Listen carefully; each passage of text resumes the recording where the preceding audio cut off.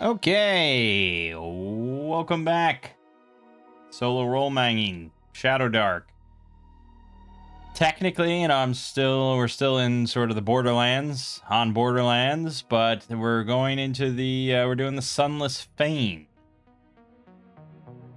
which has been mostly easy and then sometimes really bad. Amina is currently enervated.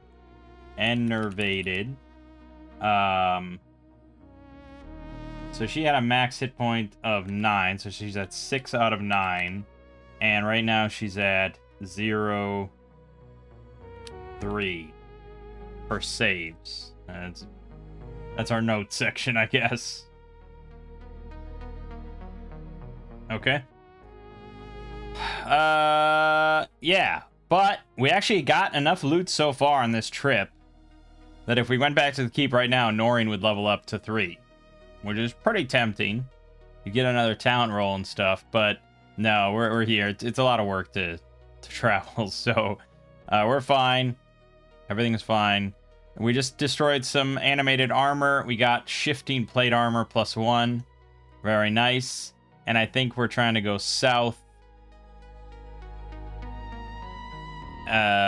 through this door. So the south door is warped and swollen shut. So Scylla is going to listen at the door, see if we hear anything in 14. Might be bad news bears.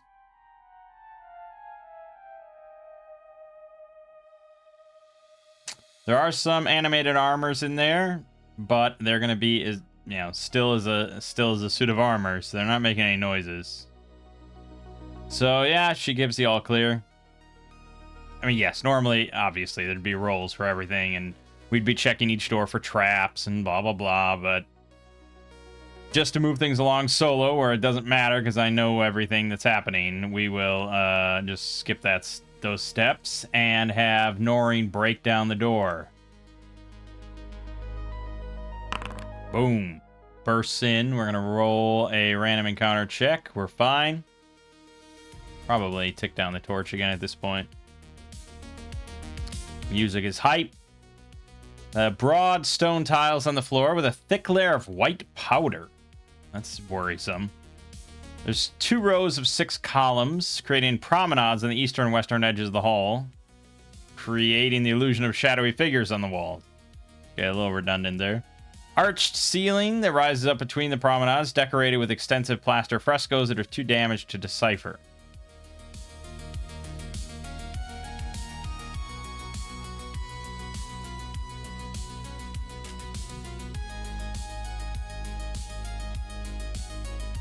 During the day, a bit of light from room 17 leaks into the room via the south passage. Okay, so we do see a bit of light coming from the south.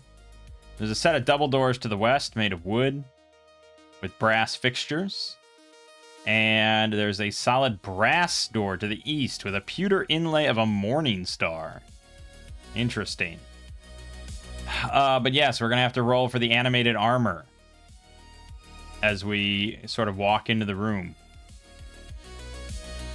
We are, of course, wary, but there's no reason for us to suspect that there's animated armor behind the columns. Players, they might decide to immediately go around to the columns and look around, but I think no matter what, then the shadowy figures are going to get the surprise on you. So they have foreknowledge on us. We don't have foreknowledge on them, which means that once they pop out, it's just a straight surprise roll for us. Nothing for them. No modifiers or anything. So we roll a d6. We are not surprised. We just got done fighting some fucking animated armor, so we're glad to fight some more. But let's roll initiative. Their dex was -1, and ours is +1. Our initiative is 7. Theirs is not. It's go time, baby. Noreen's gonna charge at one. Ooh, doggy. That is a kill. Straight up. They're on opposite sides, so no cleaving for him, but he done good. I guess Zaffiel will charge the other one and try to be like his cool buddy Noreen. He's sort of there. I mean, he hits. It's got 5 hit points left, so not bad. I guess we'll shoot an arrow. That is a hit. No, that is not a hit, unfortunately. So then it's up to Emina. Is she gonna waste a frostbite on this thing? Probably not, I would imagine.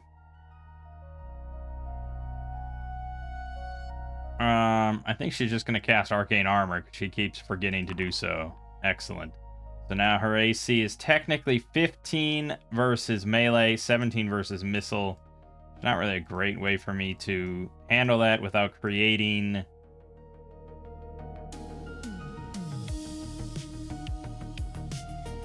Yeah, I think we should create an armor and just call it Arcane Armor. I mean, there is a mage armor in the game, so maybe we could look at that as to how that's a spell effect mage armor. AC override of 14. Okay. I guess that's one way to do it as well.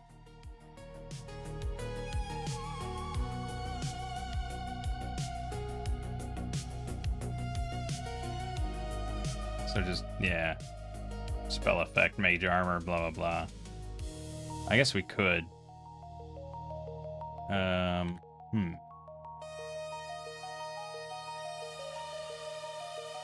I don't know how it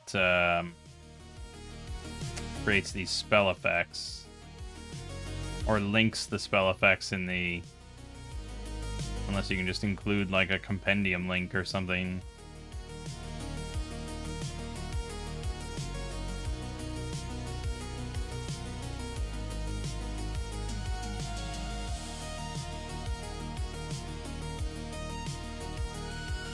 No, it's not how it's linked. Okay, well...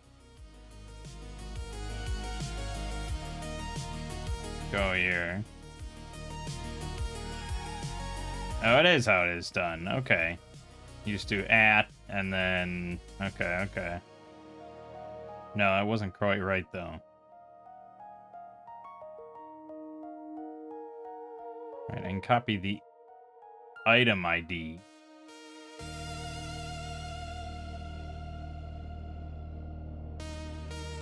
It's two different things.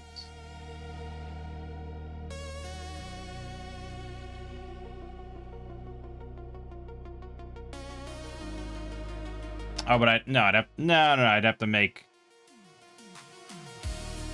Right, I'd have to make a new spell effect. I don't know. The armor's probably an easier way to just do it.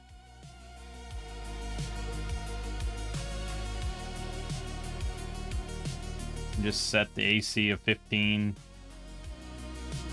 0 slots.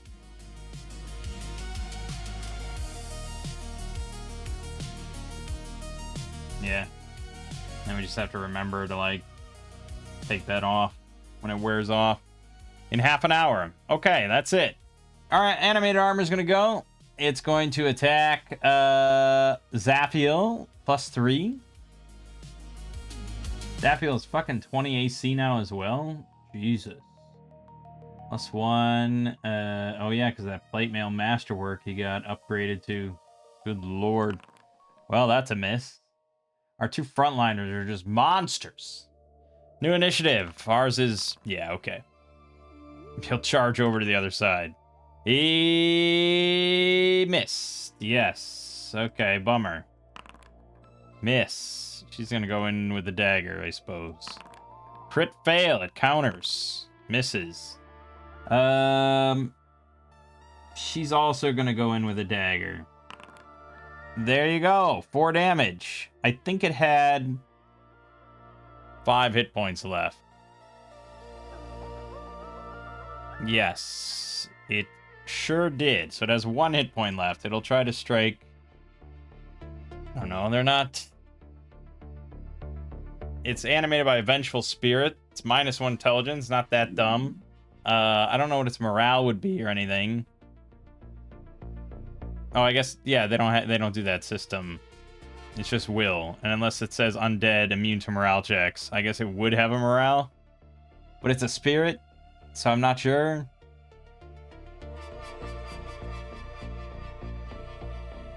I guess it might roll a morale check.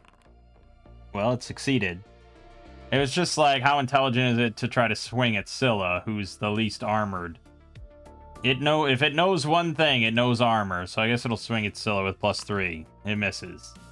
Okay, our initiative is 2. His is not 2. Counter. Miss. There we go. We got it down. I was reading an adventure from the Goblin Punch blog. Like a funnel adventure designed really to teach new DMs, like, everything, actually. I was just kind of reading all his advice. And he said, you know, one of the things in the combat section was about making combat interesting. And he said that if your players are doing the same actions on round 3 that they did on round 2, you're probably doing something wrong. And I think I do have an issue with that, where there's a lot of just like, I swing, you swing, I swing, you swing. And it's like, it's relatively fast and everything, especially when I'm playing solo. And combats are relatively fast. But yes, I don't know how many combats we would say we've done that are interesting. But I think that's something probably a lot of DMs struggle with. When you don't have, like, special abilities and stuff. It's like, how do I make this engaging and challenging for the players, but not unfair? Or not grossly unfair or something. Or just, like, making shit up. You know, making up rulings left and right just to give the monsters interesting things to do. I mean, I don't know. What should this armor... What was it supposed to do, unless I just invent new abilities or something? All it can do is swing its sword.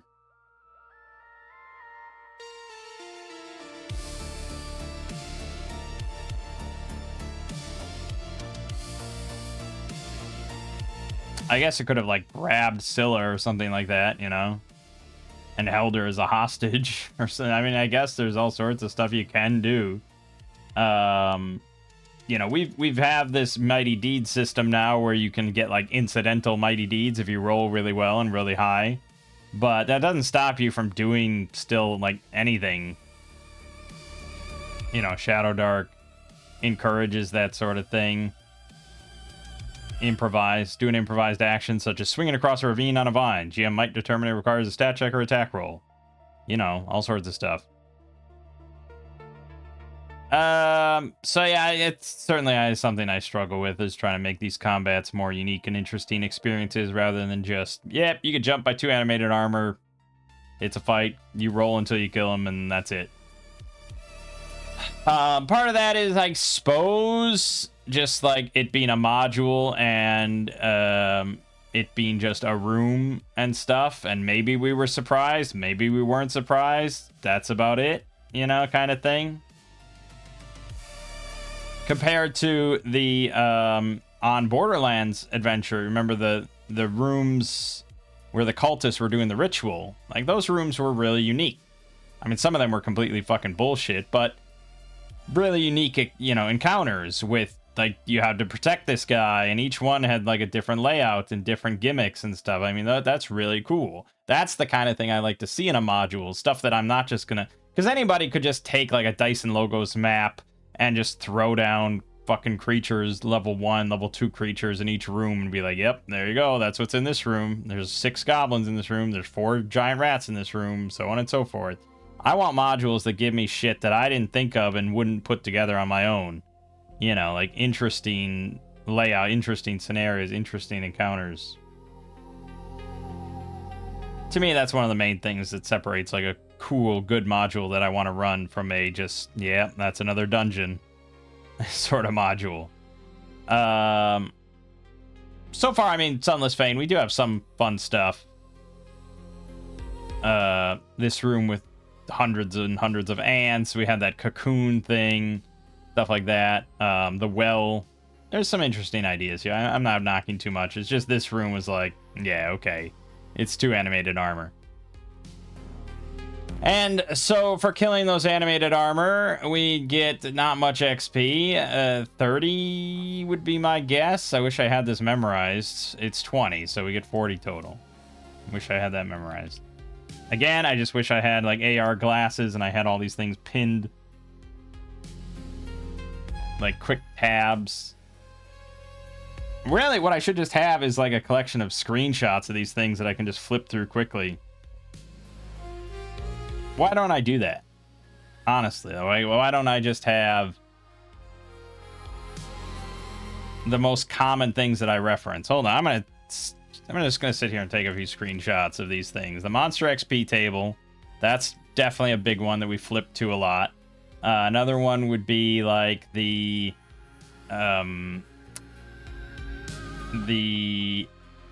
market class table. We look at that quite often. I'm gonna grab that. Is there anything else big in here? Oh, well, there's the surprise matrix. I don't know if we'd look at that too often, but maybe the encounter distance, that one could be maybe handy. I'm gonna grab that. The surprise matrix we'll just throw in there. That's probably the main stuff from this book. And then I don't think there's anything specifically in the monster manual that I reference a lot. But the Judge's Journal, of course, has the encounter, wilderness encounter table that gets referenced a lot. And the monster rarity gets referenced. But then specific by terrain, that probably we gotta look up each time. Those are probably the major ones we flip through a lot. So I'm happy to just take those. I don't think there's anything in Shadowdark that I look at a lot. So, good. Let me just bring up all these.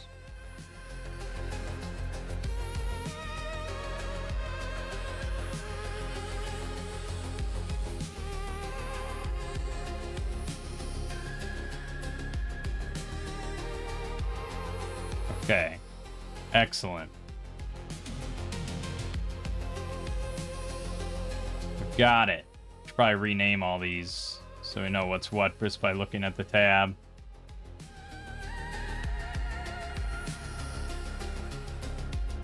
Yeah, okay. Well, I'll do that eventually. Okay, fine. We'll do that now.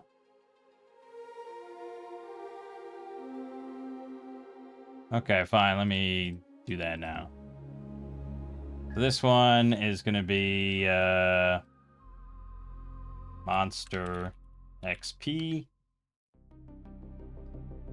This one is going to be Market Class.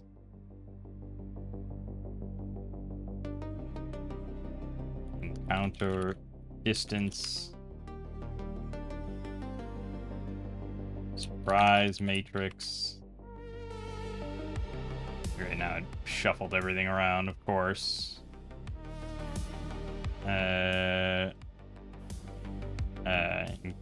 Wilderness. Encounters. Monster Rarity.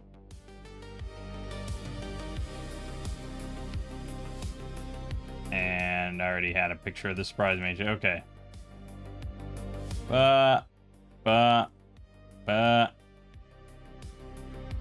Good. Good. What else? Encounter distance. And the monster XP. And market class. Alright, we got it. Good, we can reference that all the time now, instead of flipping through the books constantly. I probably could like compile those into a document, and then I could just scroll up and down across those specific ones. That would probably be even faster than, oh, what do we got here? Okay, well, it's pretty fast, but anyways. What are we doing? All right, yes, so we're in this room. So we have the door to the west, which we're pretty sure is that ant room. There's an opening to the south, and then the brass door to the east. We should probably peek in, send Scylla to go peek over at this 17, I think. where the light is coming from.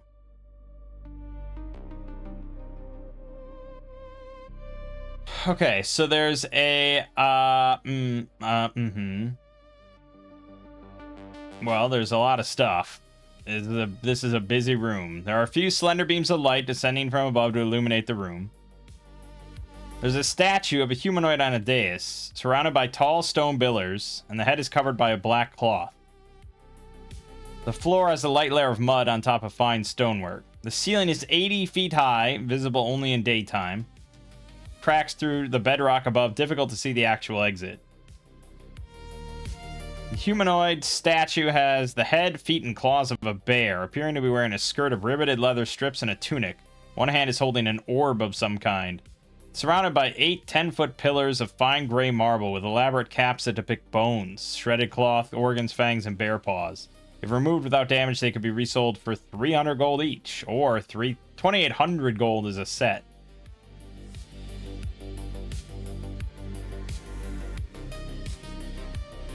Lying on the southern side of the statue is the skeleton of Idris Yeeks, a half-elf adventurer who tried to escape this cavern with the cloak of the bat, but flew into a rock and knocked himself unconscious before falling to his death.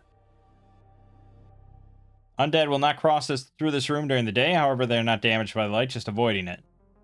And there's a western passage and eastern passage. Okay, a lot going on there. She doesn't see anything immediately dangerous. I don't even know if she would see the skeleton, because it's on the south side of the statue. But she sees that there's a black cloth on this thing's head. And the statue's holding an orb of some kind. Although it doesn't seem to be anything of note. I think it's just part of the statue then. And it's surrounded by these 8 10-foot pillars of fine gray marble. And each one has a cap. Whatever exactly that means.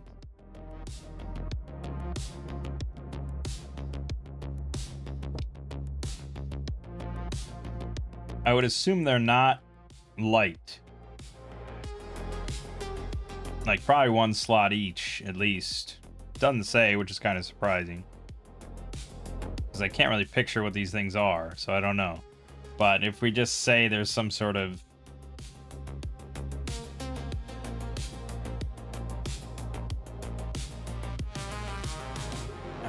is it like a pyramid sort of thing?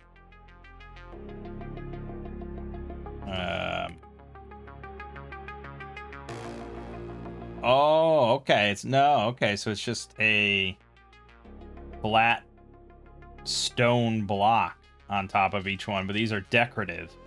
Would we even see that? They're 10 feet tall. Would we even see that, or are they on, like, the side?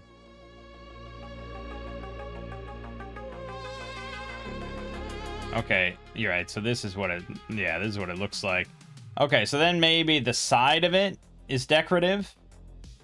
Those sound fucking heavy, then.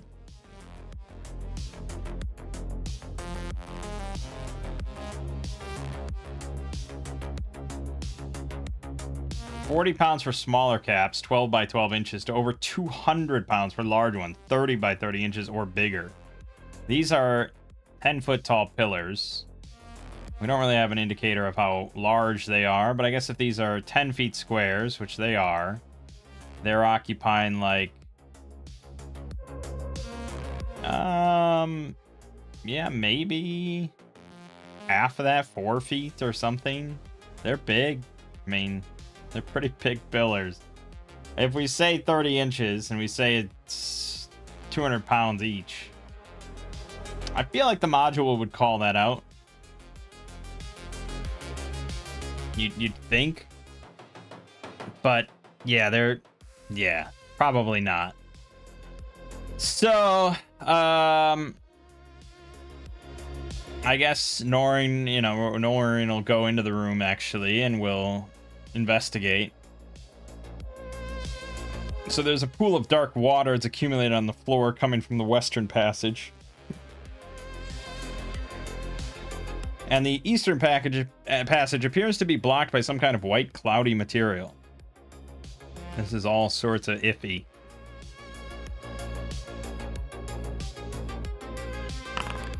Okay. Would we go up and climb this statue to get at this black cloth?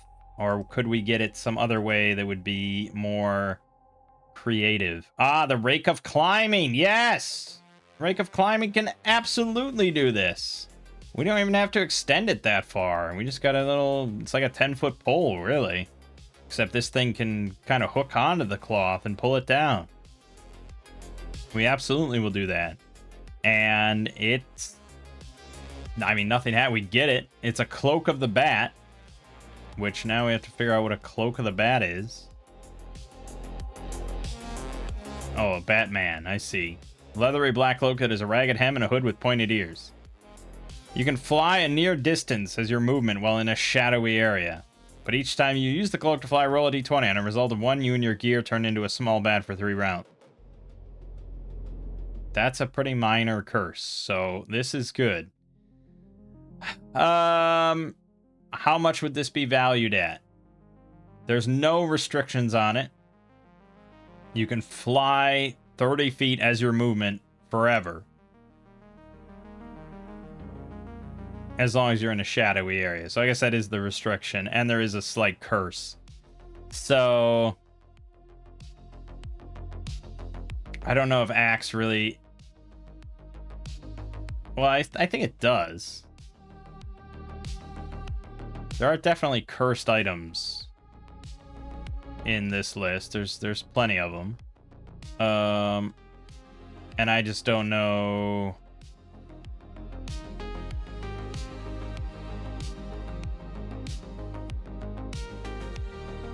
Yeah, I don't know how it handles that.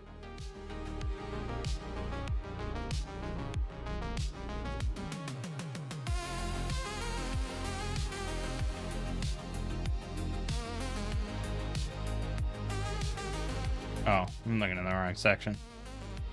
Let's see. Well, actually, probably it's in, like, item creation.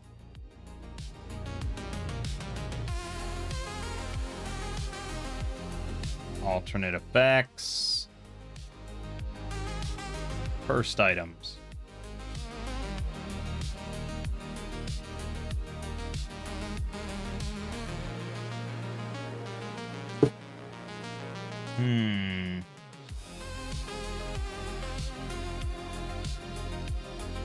Doesn't really say. Drawbacks. Hamper or limit the user of the item. Assign a cost based on the level of their effect, which is then modified by the frequency of their occurrence. Modified cost of the drawback is then applied as a discount to the base cost of the item. I see. So this would be a transformation sort of spell.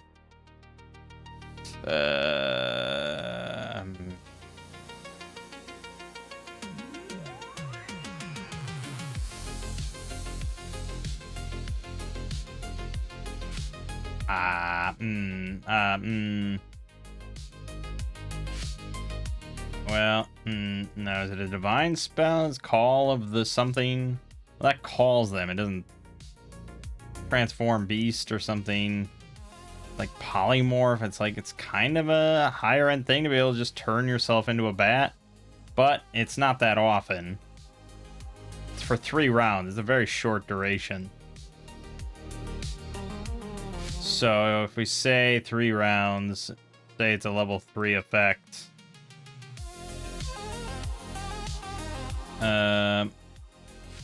I mean, it's not really...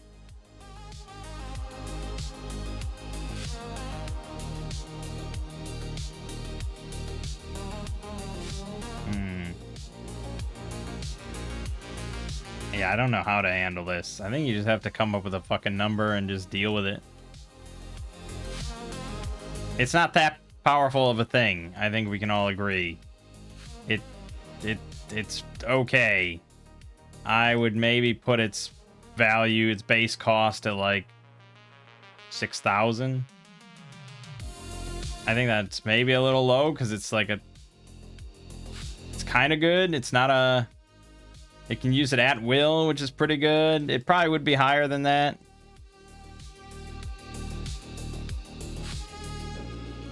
But it has a drawback, technically, even though it's not much of a drawback. But I mean, here's a belt of banditry. Gives you, like, +1 bonus if you make a hijink throw as a thief.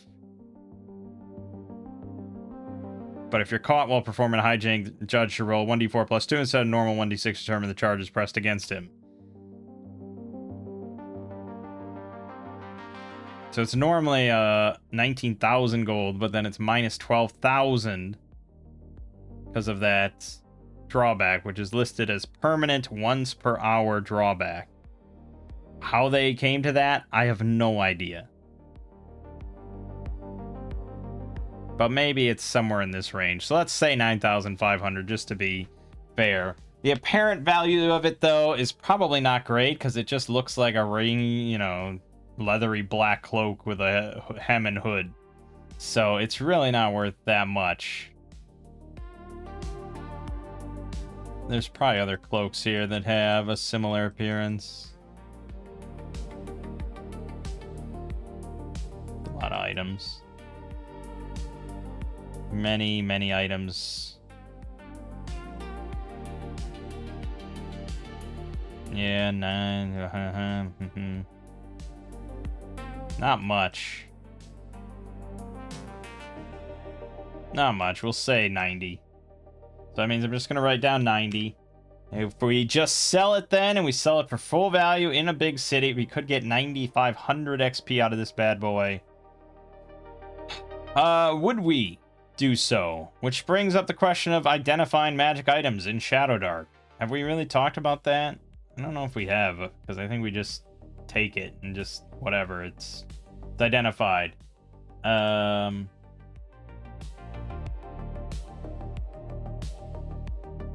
don't know if they even talk about such things.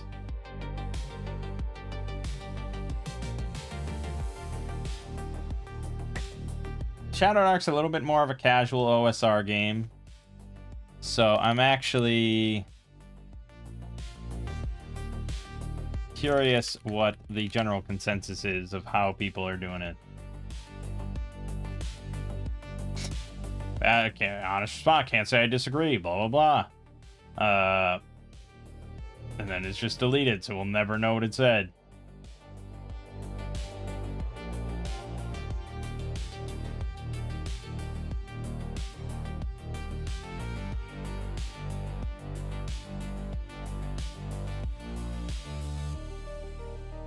Yeah, detect magic if we were using normal Shadowdark. Otherwise, I'd have to have discern magic specifically as a spell, which when you're talking about 1 in 36, it's kind of unlikely. Yes, you could go to a mentor and specifically learn it. You probably do want it, but I don't know if I want to make that the baseline. But yeah, I think a lot of people do probably just say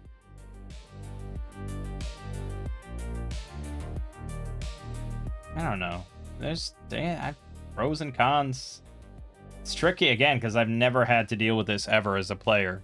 I've never played in an OSR campaign, so I don't know what it's like or not like. I don't know how frustrating it would be to be like, oh yeah. I mean, I feel like as a player, I'd probably like it where we just don't automatically know, and maybe we have to futz around with it. Provided that it's not like bullshitty curse stuff. It's like, oh, you futzed around and now you're useless. You're blind forever. Sorry, new character. And it's like, yeah, okay, cool. In which case, it's like, okay, every magic item then is just going to go to, like, a sage that we find, and he'll just tell us what it does. And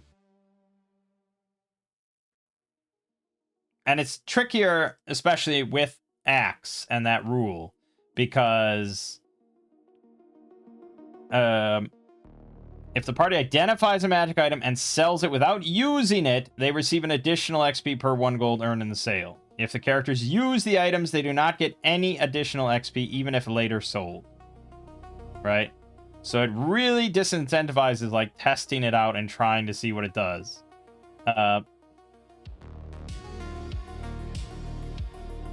I mean, technically it says if you identify it and sell it without using it. But that's why you get it based on the apparent value of the item, because Axe obviously doesn't tell you what the magic item is or anything. It's just like, yeah, you find this, it looks like a raggedy old cloak, you get 90 XP for finding it. That's what it's apparently worth. So I suppose then, since I would prefer probably to not just be told what the magic item is, I guess we'll lean towards that system. And I do want to kind of lean in that direction. You know, if we don't know what this is, what this item is. We found it. You know, a lot of magic items are kind of obviously magical. Like they're really intricate looking, or they're especially clean when everything else is dusty and old and dirty, or they just kind of have magical energy radiating out of them. I don't know. It's like, I mean, it's very important when you have like, okay, you walk into an armory and you see there's 12 maces on the rack. One of them is a +1 mace. And it's like, no one is going to try all these maces. No one's going to do any of that shit. You could cast Detect Magic on every rack of weapons, I suppose, and hope that one of them is magical. Or you just say that one of them kind of stands out as being in much better condition than the rest. And it's like, oh shit, it's probably magical.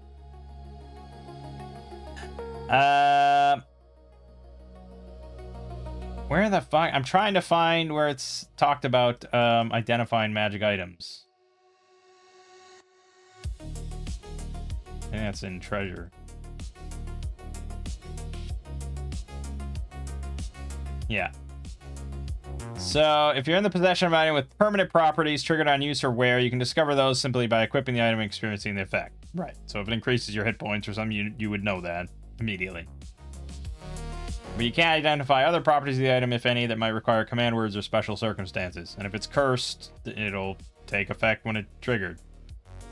You can identify a potion by sipping it to momentarily experience its effect. However, if the potion is poison, the poison will take effect.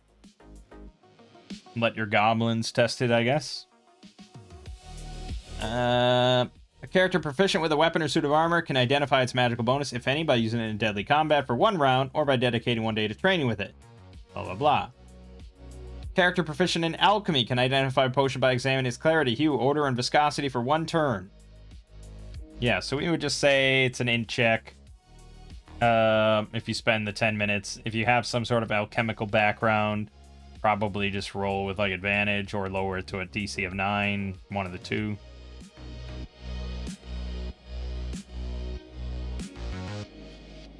Yeah, rare legendary magical items could be recognized, blah blah blah. Or a character with at least 5 caster levels or lore mastery proficiency can identify any magic item by conducting magic research. So that's why if you're not level 5, you don't have a level 5 wizard, taking it to any substantial town will probably find you somebody that could do it for you. I assume that doesn't take long to do.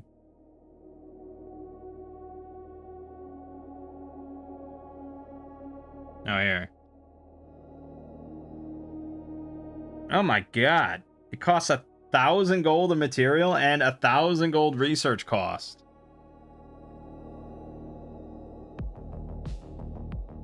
So you have to pay somebody like a couple grand to identify the magic item for you. Yeah, Axe does not make it easy.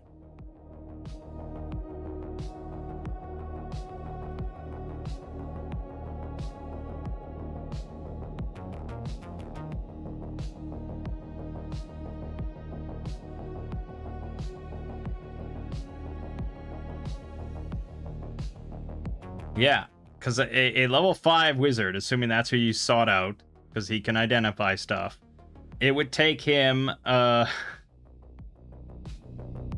20 days to identify it.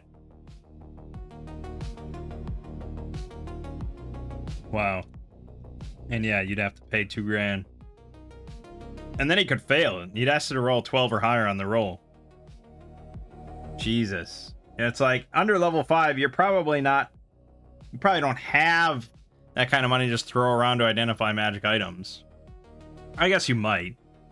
But you might just hoard them until one of your wizards hits level 5 and then spend a year just identifying all your magic shit. Yeah, Axe does not make it easy, though. For something like this, like, we really wouldn't be able to figure that out. Because it's a specific command word. It's not an always-on effect or something that we would immediately notice. It's something that has to be activated with a command word. You know, the Elvish word for fly or bat shit or something. I don't know. Cape shit. So, yeah, I mean, that's why it's like I kind of like the idea of not being told or not being able to easily figure out with just like an intelligence check what a magic item does. I think they should be kind of a bit more mysterious and esoteric, but at the same time, it's like, god damn, we found this thing, we know it's magical, but it's like, it just gets tucked away for God knows how long on the donkey. So yeah, I mean, we'll pocket it. We got the 90 XP. I guess Emina will take it.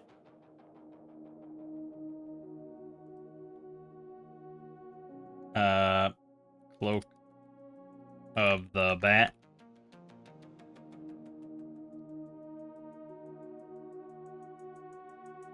Yeah. Not that we would know that. It would just be like a cloak. It would be just like a magic cloak that we'd write down. Question mark, question mark. Yeah, that's it. That's it, and then it's just not much. So we either then we can go through the water to the west, or we can go through the white material to the east, or we can go back to the brass door in the next room. I think we wouldn't have a good idea of layout. It's sort of impossible to say. I'll roll a D3. Okay, it's gonna be the waterway.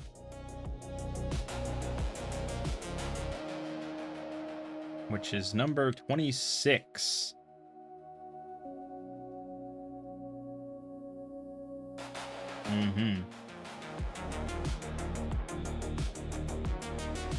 Partially covered in a thin layer of water that is seeping out from the southeastern corner, scattered chunks of white clay that squish as you step on them. There's a faint sound of vermin squeaking.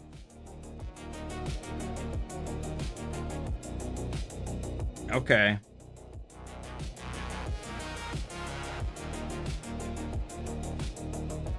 Which would be the bats, I assume.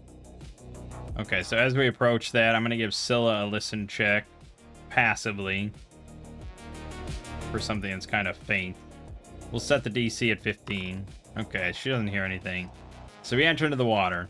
During the daytime, it's used as a roost by several dozen bats. If disturbed by a bright light source, such as a torch, lantern, or spell, they will swarm into neighboring rooms to escape. Treat as 2 bat swarms, but they only fight back if attacked.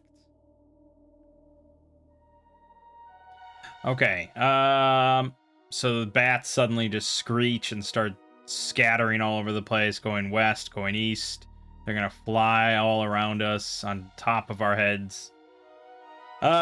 Would we fight them, or would we just duck down and hope they scatter? Are we smart enough to know that bats are just spooked and they're not going to just suddenly shred us to death? Or would we not want to find out if that's what they're gonna do? I don't know, let's roll. Do we attack? Okay, apparently we do. Unfortunately, Emina doesn't have much of an AoE except for Slumber, which could get a decent chunk of them. What is the axe? Bat Swarm. Under Swarm. Prone to flight, must make a morale check at the end of every round of combat. They engulf everything. Creature engulfed. Let's make a paralysis saving throw. They suffer 1d6 damage and become mad.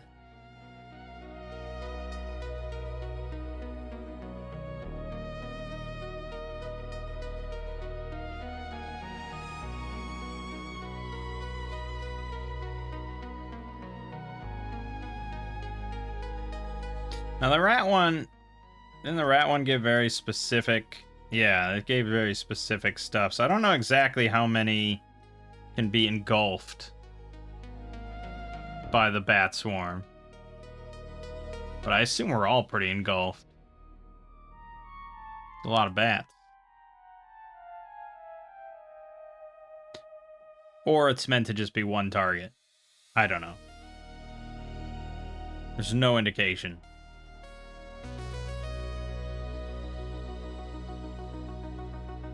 Okay. Let's say we're all engulfed. I don't think we kind of need to roll initiative, so they spooked. They spooked. I guess we both could roll surprise. Because we could be surprised by the bats. They could be surprised by us, though, because we woke them up. So, are we surprised? No. Are they surprised? No. So it's just chaos, then. And I guess Amina is going to throw out a slumber up in the sky, up on the ceiling. Okay.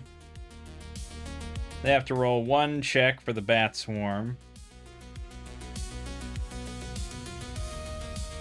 Which is, what did we say it is? Will? Yeah, I think we said will. I stand by that. Okay.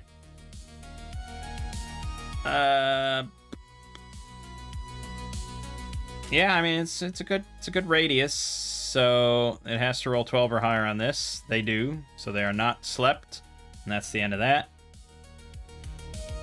We don't really have much else to do anything on it. Like, you know, I could infuriate one bat, or would that infuriate the whole swarm? Maybe that would infuriate the whole swarm, but I don't think that's something we want to do. I said that we would attack, but we can't really attack, other than just, like, swinging our sword lamely. They're immune to all bludgeoning, piercing, and slashing damage, except when dealt by creatures warding off the bats.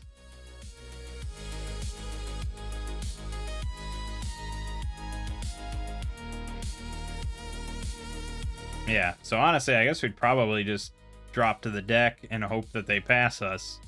And the module says that if they're not attacked, they won't. I don't know if it interprets me failing to cast Slumber on them as an attack. I mean, a normal person would, but these are just bats, so I don't know. Let's just get a reaction roll at this point.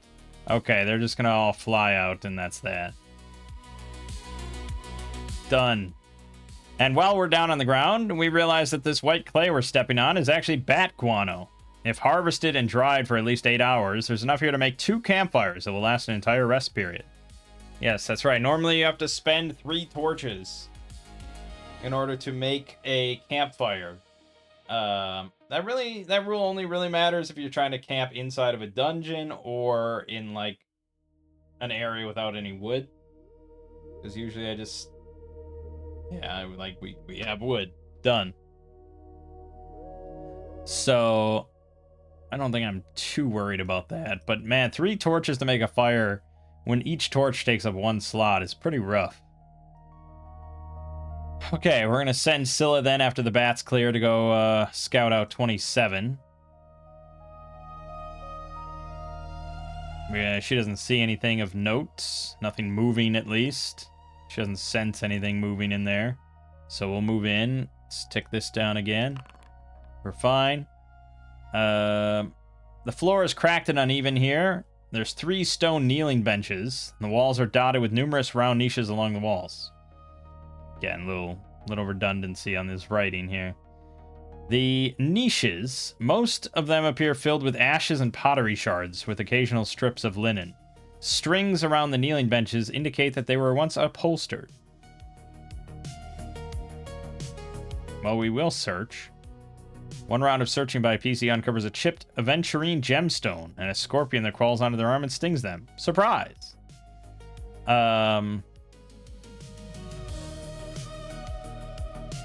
How much is the gemstone worth? You don't get to know. Why on earth would you get to know that? Is this the second piece of treasure that he's given where we have no idea the value of it? That's really pretty pretty amateur, isn't it? Okay, he doesn't use it at all in his own book. It's not something I think I've ever heard of. I have no idea what an aventurine is. So now I have to just come up with a random value. I think we'll just roll on a 0 to 3 table then. A bloodstained shroud of a saint serving one of the lost. His treasures are very evocative, I suppose. But I kind of just need something small that I could pick up.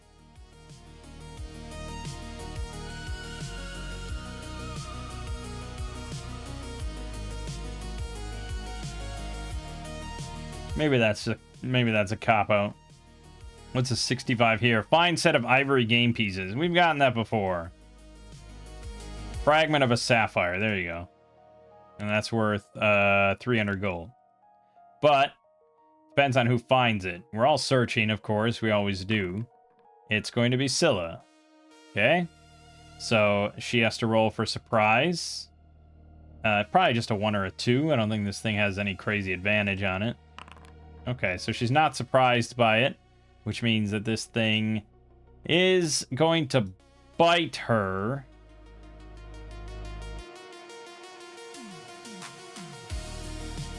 But it doesn't get advantage on the roll.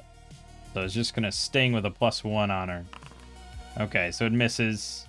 Doesn't sink into her bracer or whatever enough. And she shakes it off. I guess she'll try to stab it. Why wouldn't you? That'll do it. Stabs it right through and it is dead. I'm not going to write down XP for that. But we do get the 300 XP for the fragments.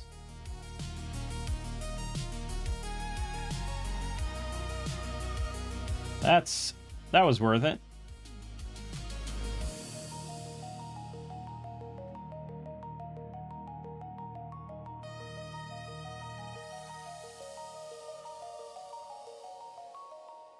Okay. That's it. The south door is another warped and swollen shut one. We'll have Scylla listen at that into 28. Ooh, there are sounds to be heard. I'm gonna set the DC at 12.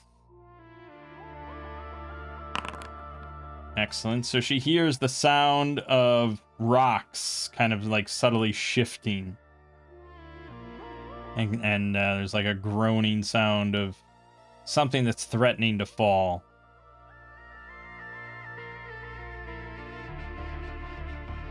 I think we might have to roll this again. Okay.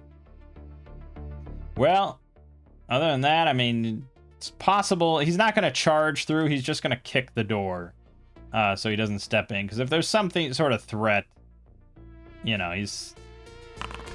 Yeah, so he kicks the door open. We see that large stones have fallen from the ceiling along with a sizable amount of dirt and rocky debris. A massive stone rises from the floor to the ceiling just off center, apparently preventing further collapse. The ceiling looks not entirely stable, and we hear the rocks now. We roll a random encounter for kicking the door, and one for going into the room slowly. We're fine. The torch is going to go out, so we're going to reset that. Which means that her arcane armor needs to be recast. And she failed. Okay, well that's gone now.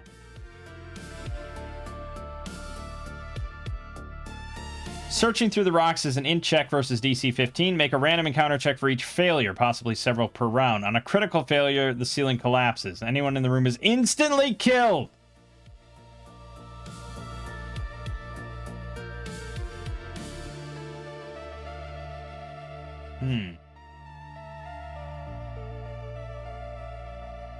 Not quite sure why it would be an int check.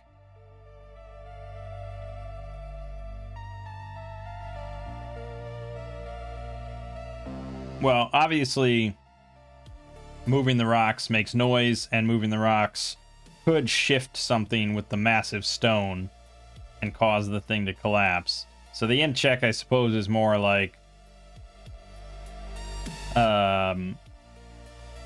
analyzing the situation of which rocks could be safely moved and not. It says on the first search success, PCs find a crushed crate containing a mix of clothing ripped to shreds, a leather sack filled with 2 pounds of powdered chalk, and a metal whistle. On the second search success, we find a small bronze coffer with 100 gold, worth 100 gold, holding a silver necklace with dozens of hanging lapis lazuli teardrops worth 650 gold. Now, how would the players know there's a second thing to find in there? I think basically I'd just say, like, okay, you know, you've searched like half the room and you find a crushed crate. So they know that, like, okay, we gotta now search the other half. And I think the DM would tell them that it's an int check so they can decide to be smart about it. But one person searching is slower than 4 people searching. So no matter what, a search attempt is going to take 10 minutes. So let's have Scylla and Amina both search. And they have to hit a DC 15. Nope. Nope. So that's 2 random encounter checks. And torch goes down, which is technically another random encounter check. Actually, it says every 3 rounds, so I shouldn't be doing that much. I just love random encounters. Okay, well, we haven't found anything yet, but there's a lot of rocks here. We'll try again. There you go, we found one thing. And nothing else. So we've searched half the room now, and we did find this crushed crate. The whistle could come in handy, but I don't know. I haven't found a good situation where we've actually used a whistle. Because you can make noise really easily if you ever want to make noise. Like just banging on your sword on your shield or something. Alright, we gotta roll another encounter check. We're fine. Okay, now let's search the other half of the room. Okay, we'll get there. Oh, random encounter. Alright, here we go. So it's we use the same table for all the areas. Jeez. The D10. 1. 5 giant rats. Oh, my favorite thing to adjudicate. So basically, yeah, we made enough noise that some giant rats are going to come and investigate the situation. Now, would they attack? Seems kind of unlikely.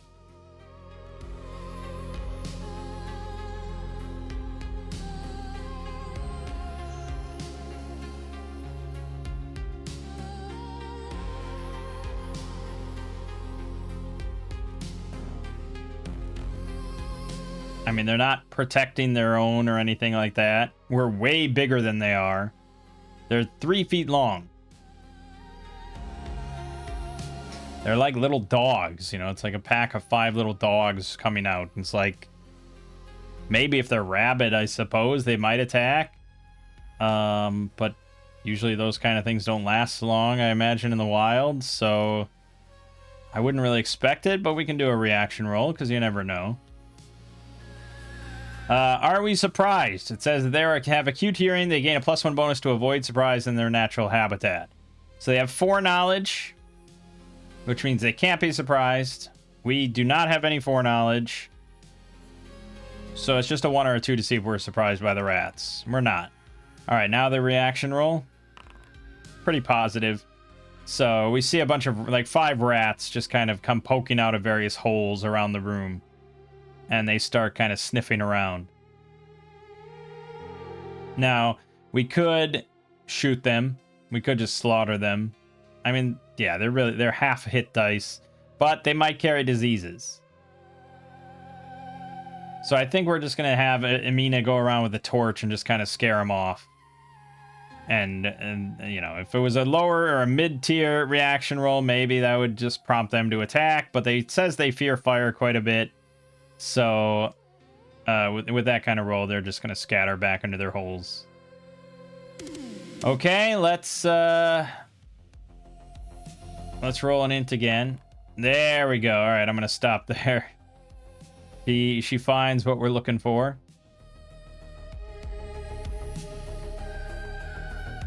Which is the small bronze coffer, which is 1 slot, and the silver necklace, which is like half a slot. Pretty good. And we're going to take this small bronze coffer worth 100 gold and lapis lazuli necklace worth 650 gold. Oh god, this place is just a mountain of treasure. And that one's going to be 0.5. Alright, so that's another 750 XP for me. Awesome. Racking it up. Alright, so the west door is stone, and it's locked. The east door is wood with brass fittings. Eeny, meeny, miny, mo, left is a 0. We're going right. Okay. So we're going to go listen at this wood door into 31. There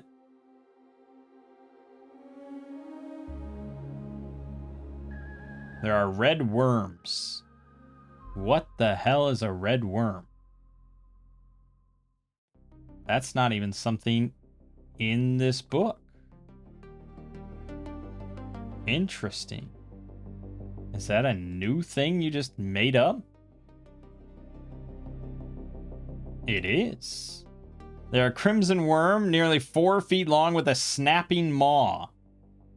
Okay. I think it's pretty unlikely for her to hear these things because it says specifically that they are waiting in ambush. So I'm going to set the DC at 15 for her wisdom check. Okay, she does hear like a slithering sound. Some sort of... something sliding on like a sticky floor or something. Sounds like maybe snakes or worms or something like that.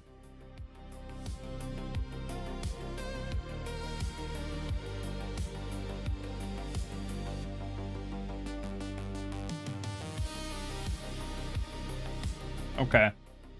I think we're gonna try the door then. It's not locked. It's not stuck. So Norin's just gonna open it and keep his shield up and look in. And we can see that the stonework here is covered in a thick layer of reddish-white secretion. Some of the material appears to be moving. There's a cube rising out of the sludge in the southeastern corner of the room, and there's a strong smell of decaying flesh, vomit, and freshly churned earth. Whatever it is, it ain't good.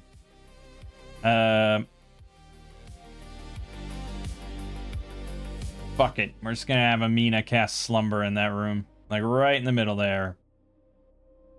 Should hit the entire room. Excellent. They're not beating that shit. So they have a +0 will, so they literally have to crit. One of them did crit. Well, you never know. Okay, so she throws out a slumber spell, and however that visually looks, I have no idea. She gives a thumbs up, you know, it's like, yep. If there's anything in there, it's definitely asleep. So Norin is gonna head in.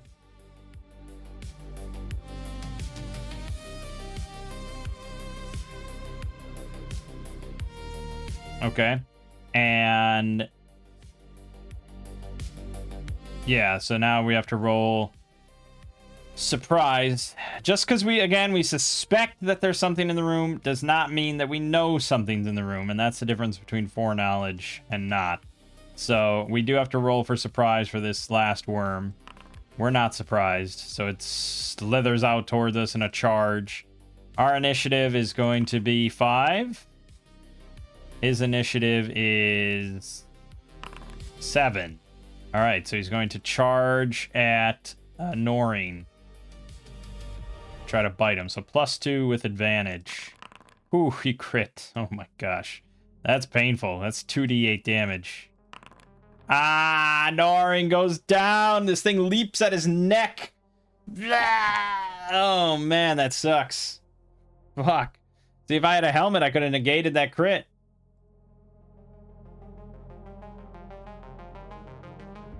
Fuck. And we sort of panic. There's a lot of sound. Zaphiel's now gonna... no, he's probably gonna try to heal Norin. I don't think he used his advantage for today. So he'll roll with advantage.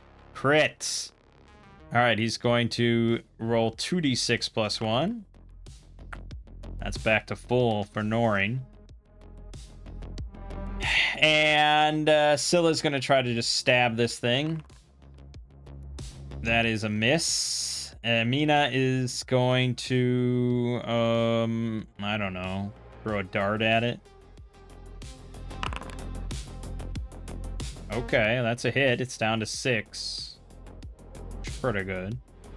New initiative on our side. 3, 4 on their side. Okay.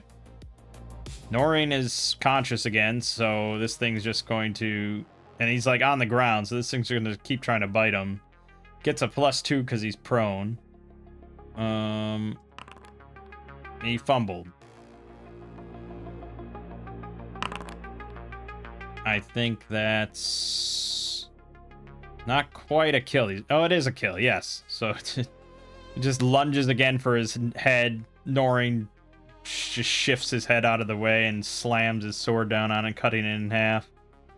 But as he does so, 7 more red worms are going to come in from the south. And we see them coming. New initiative. Ours is 7, theirs is 3. Perfect. Fucking slumber them. Boom. Alright, 7 coming their way, and they need to roll a 17 or higher. 2 of them ignored the slumber. We see 5 of the worms just stop in their tracks and slump down. Okay, Norin's going to charge the other 2. He hits one, but he doesn't kill it. Scylla will shoot the one he just hit. That is a kill. Excellent. Zaphiel will charge the other one. Miss. Because they're damn... Oh no, that's a hit. 6 damage. I got 4 HP left. Alright, this one's probably going to roll a morale check then. Yeah, he fails, so he's going to slither away and burrow into the earth somewhere. Combat over as we go around and slice and dice all the red worms. Okay, so there are 2 hit dice, so that means that we get... Let's see, we killed 5.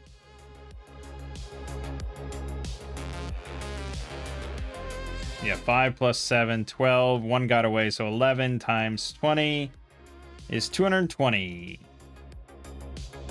Nicely handled. All right. And hey, Norin is right as rain. This game's a lot more generous with going down and getting back up compared to a lot of games where either you would just die at 0 or you'd have to roll on some sort of mortal wounds table. I thought about importing the mortal wounds stuff from Axe, but it's just like, is that a little bit too much? Does that take away a nice simple aspect of Shadowdark? And I already then made rules for death timers and stuff, so I said screw it. The same thing with crits and like importing crit tables and stuff. It's like, we don't really need it. It's just kind of gonna bog down combat more. All right, but after 2 rounds in the sludge, which it definitely has been, PCs have to make a con check versus DC 12 or feel lightheaded. Each subsequent round, they must make another check or fall unconscious to the floor. Anyone lying on the floor automatically takes 1 acid damage per round. Okay. Nice crit. Excellent. Norin actually fails, so he's going to slump to the ground. Amina makes it. Zaffiel does not. So the two men hit the deck, and they're going to take an acid damage each as we drag them out of this room back to number 28. I think our torch is going to go down again by that point. Roll another encounter check. We're fine. Doesn't say how long they're unconscious, but probably not too long once we pull them out. I guess probably another 10 minutes. Maybe we rouse them finally. Okay. So now we know, like, definitely it was the smell in there, something with the secretions.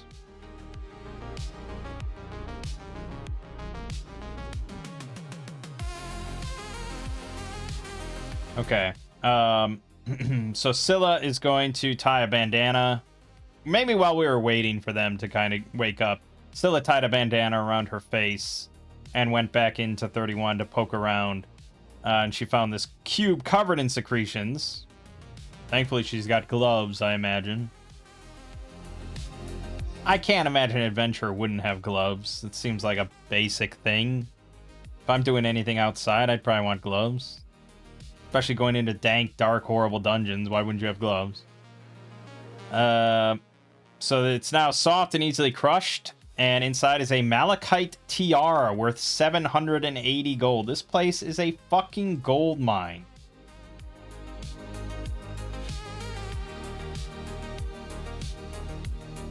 I love it.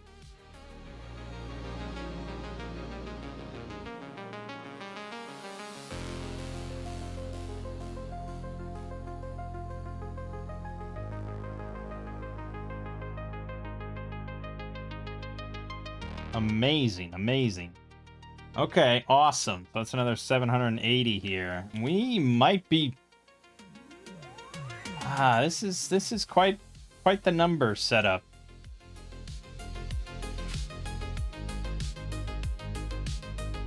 Let's calculate our XP at this point.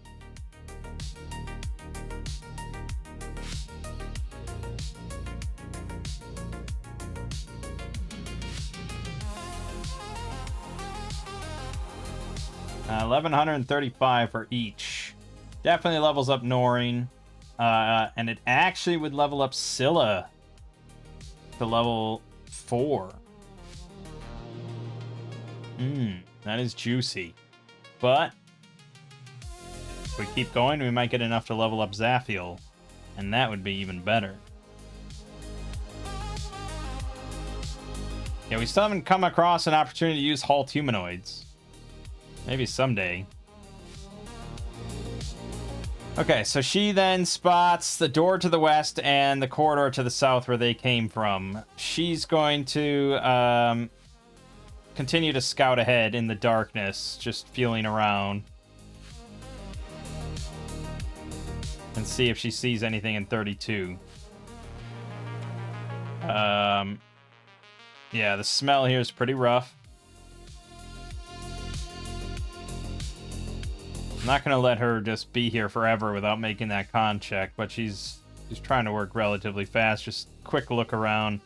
There is a door to the east. She can sense that there's water coming in from under that door.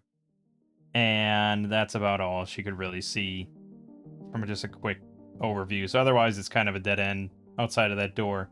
All right, she's going to come back, and then they get back up. And she'll say that she found this beautiful tiara that's going to fetch a very fine price. Okay. Well, so there's 2 doors to the east, one in each of these rooms.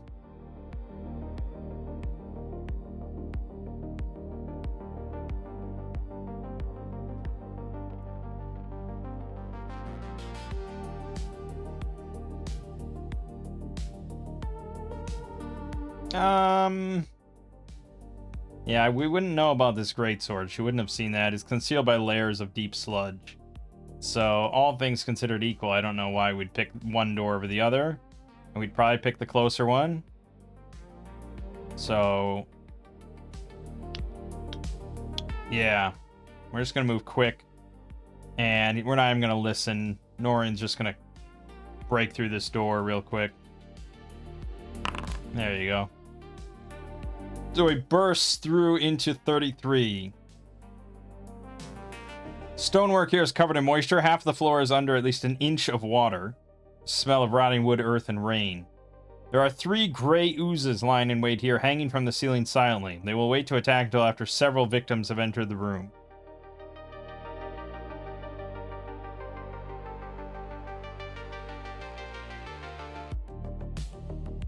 And it's one of those things where, you know, there is no passive thing unless it's making some sort of very faint noise. This is just lying there. Players would have to specifically say they're looking at the ceiling.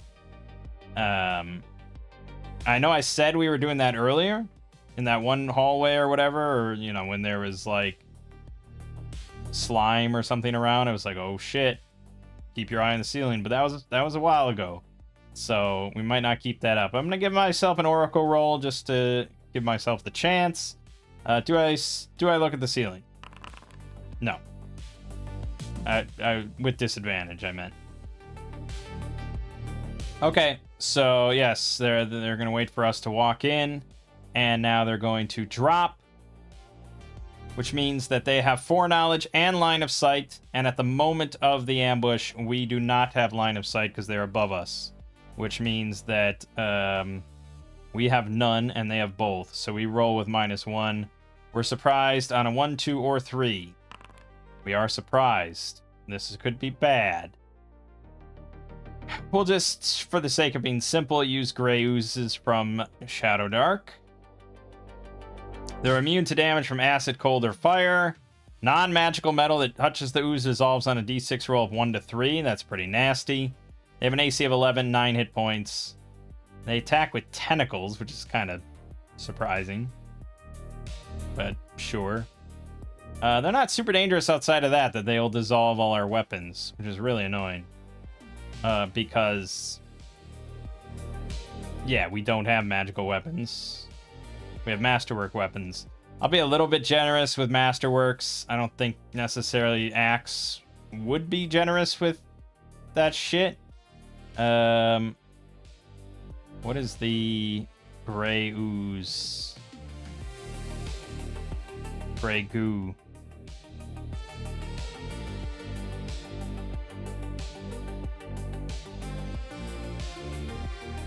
Non-magic weapon strikes, it dissolves immediately after dealing its damage. Yeah, gray goo is just way more nasty. And even magical weapons have to succeed on a death save. Use the wearer's target value, adding a magic bonus if applicable. So, yeah, basically just like DC 12 con check to see if you lose your magic weapons. So, yeah, it's no joke. And Grey Goo, you would kind of know that. But also, Shadowdark doesn't do it. Although, technically, it does. Non-magical metal. That would include your armor. Thankfully, Noreen is wearing magic metal. And I'll be generous, because I think that's a rough mechanic, but I want to maintain that it still could happen. So, we'll say Masterworks would dissolve on a 1 or a 2. Alright, so these things are going to drop on us. I think Scylla brings up the rear usually, so it's going to be Noreen, Zaphiel, and Emina all getting dropped on. With advantage. So this is, yeah, +2 versus Noreen. Miss. Zaphiel. Miss. Emina. Miss. Okay. Wow. That was fortunate. Luckily, they're a little uncoordinated, so yeah, they all miss us. However, we want to narrate how that happens. We'll assume that, yeah, nothing of our shit got touched. And now we're just in the hallway right here, this cramped hallway with 3 gray oozes kind of in our midst. And again, if you're playing a game like this, if you're playing any sort of D&D game or fantasy RPG or anything like that, ask fucking questions. If you don't know what a creature is, you've never, you know, encountered it as a player, ask your DM. Has my character ever seen this? Do I know anything about this? Can I learn it? Do I, you know, have I read anything about a book? Or blah, blah, blah. Information is power. Knowledge is power. All that good shit. So I'm going to just say a DC 12 for Amina to see if she's read anything about this. She is not. We don't know anything about gray oozes, so as far as we know, these are just amorphous blobs that attacked us, and thus they must die. So, of course, Noreen is going to swing at one. Okay, he did hit, and he did kill it. That doesn't save him, though. On a 1 or a 2, he loses his longsword. It's gone. So he slashes through it. A very clean slash, but his sword gets coated in this ooze. And the blade just dissolves away in like a few moments. So goodbye, Masterwork Longsword. And I have no alternative weapons, so that's great. Alright, but that clues in the rest of the team that, oh shit, these things dissolve metal. That's really bad. So Amina's finally going to bust out Frostbite. Excellent. So one of them is going to have to roll a death saving throw, which would be their con of +0. They failed, so it takes 1d6 damage, just one. And on Amina's turn in the next round, it will take another d6. Scylla is going to leap back and try to shoot that injured one with a short bow. She hits it. Okay. So it's down to 5 health now. Zaphiel's a little bit more wary because he's got a mace that he'd rather not lose and turn into a stick, you know? So I don't think he's quite prepared to swing it. He might just spend his turn handing it over to Noreen, knowing that Noreen's a lot better with it. Okay, so we'll just toss that over to Noreen. It's not nearly as good with it, but it's better in his hands than Zaphiel's. Okay. That was did we even roll initiative? No, we just rolled the surprise round and then we went right into it. Fuck. I forgot. Let's assume we won initiative then, so they're gonna get to go now. Yes, so one of them's gonna attack Noreen, one of them's gonna attack Amina. So the frostbitten one's gonna attack Amina. +2, that's a miss. Against Noreen, miss. Okay, we're avoiding it. New initiative. Ours is 6. Theirs is going to be 4. We get to go again. Scylla's gonna... Oh no, the other one, the frostbitten one, takes another d6 and dies. Scylla will shoot the other one now. Miss. Noreen is... Yeah, I mean, this is what we do, right? He's gonna try to clobber it. I guess she'll cast Frostbite again, though. Nice. Fails its save again. Takes 4 damage. It's down to 5. He's gonna swing. Fumble. That's pretty bad. It counterattacks. Misses. He's got to roll a 1 or a 2. Or not a 1 or a 2. Okay, the mace does not dissolve. And that's it unless Zaphiel wants to punch it. Which he could. We don't have rules for that. But probably not a good idea. So he's just going to stand in the back.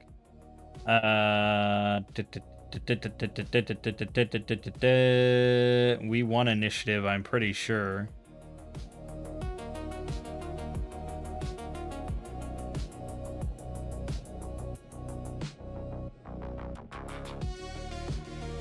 Now I have no idea. Why did I roll d6 3 times?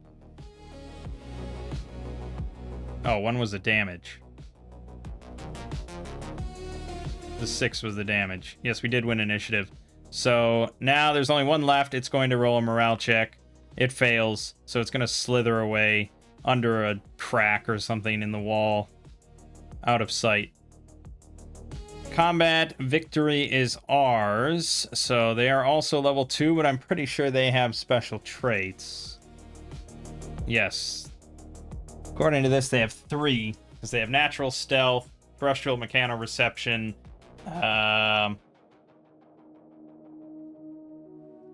and they dissolve a lot of shit. So they're actually worth a good amount. Those are 3 hit dice. The Shadowdark ones are 2. So our XP for that is going to be 29, 38, 47 times 2. So 94. Great. Our torch is going to go out. So we're going to have to use up another one. We don't have that many left. Oops.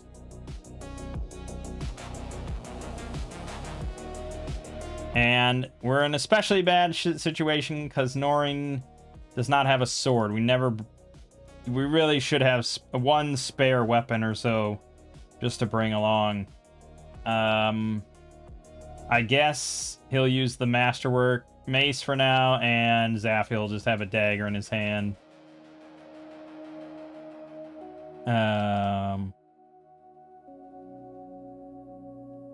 Yeah. Great. No one's really pleased about this situation. Okay, 33 then. It's just a connecting passage. There's double door with a stone double door with brass handles to the east, and there's another warped door to the south. Let's listen at the warped door first.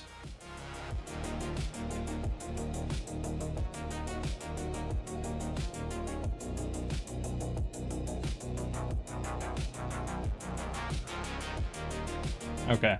Yeah, we're gonna roll her wisdom. DC 12. She got it. So she hears what definitely sounds like water. Like there's a large amount of water in the next room. And definitely there's some water like pressing against this door. So chances are that when it gets opened, water will come out.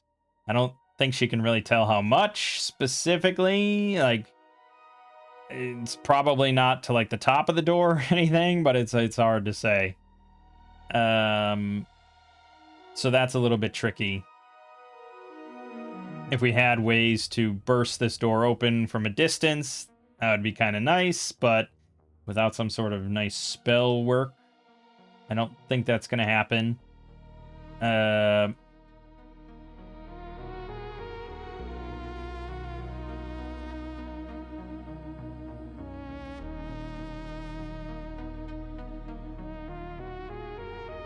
Yeah, it's never very clear usually on like what these doors look like. Do they have door handles? Do they have door knobs or anything like that?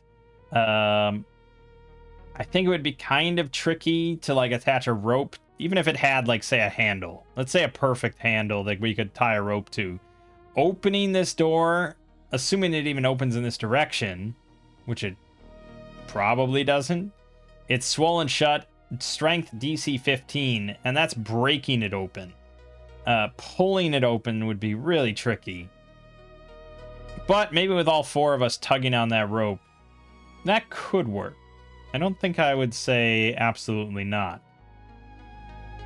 We could pull it, just strain it enough where the whole thing just kind of pops off.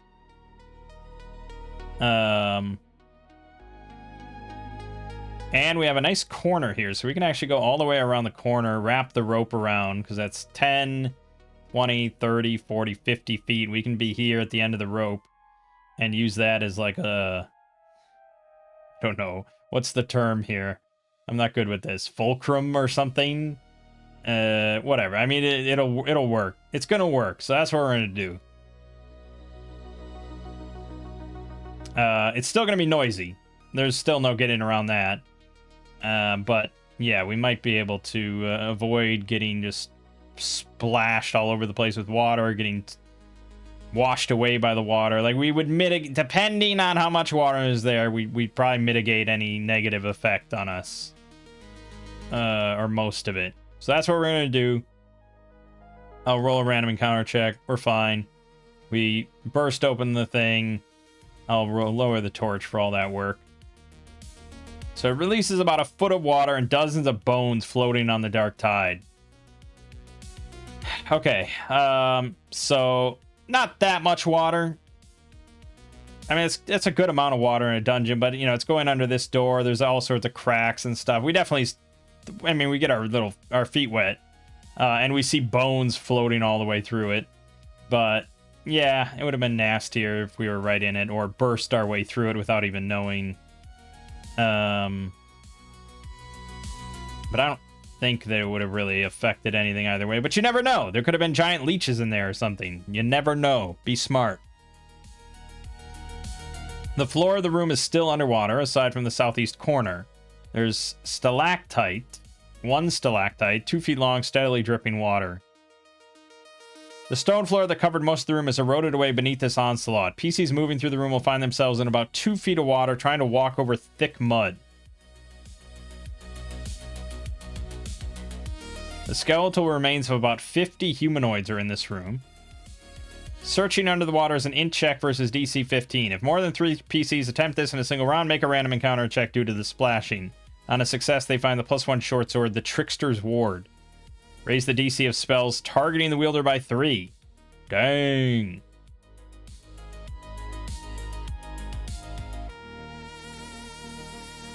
Okay. Yes. Well, we do like to search every room, because I don't like to miss out on any treasures, so I guess we would.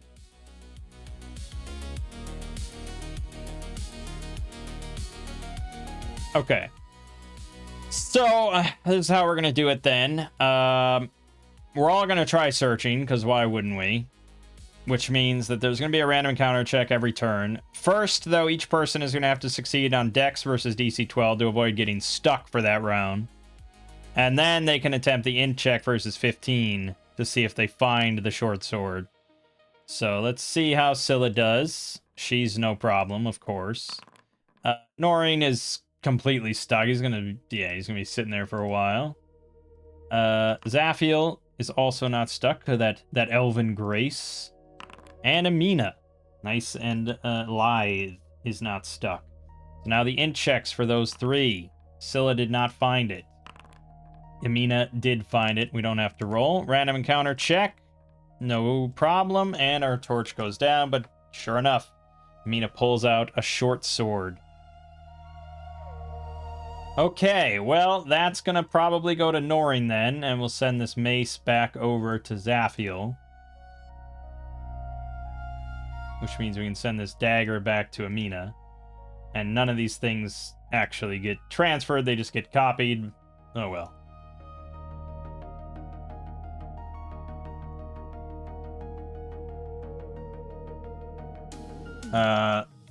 The Trickster's Ward +1. Very nice, very nice. Base is a short sword. Blah, blah, blah, blah, blah. One-handed damage is 1d6. It takes up 0.5. It's a magic item that's going to be equipped. And the description... just copy that. I mean, it's a pretty nice effect. Gotta say, it's pretty nice. I don't think he really wants to switch over to short swords with his weapon mastery or anything. Even though he could.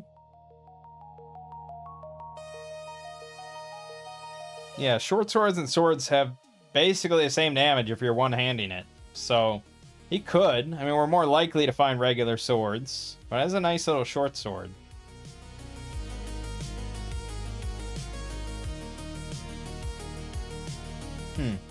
Interesting. I have been rolling 1d6 for my sword, right? No, I've been rolling 1d8. I've been breaking the rules the whole time. 1d8 is if you're two-handing. I am a bad, bad man that has been doing bad things. Shit. Okay.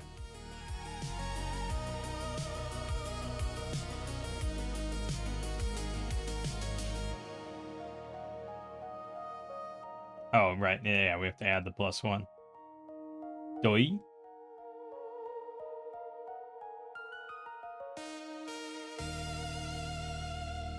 Okay. And we get XP for that. We get 657 XP for finding that bad boy. Pretty nice. Okay, I don't know if I ticked down the torch or not, so I'll be fair and say we'll tick it down. We're doing pretty well.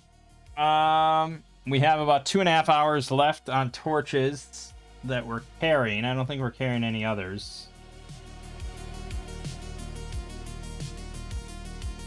But I suppose we keep going. We'll check out that stone door to the east. We don't hear anything. So we're going to go on through. Although it wasn't locked or anything. No, it's just closed. So we open that up.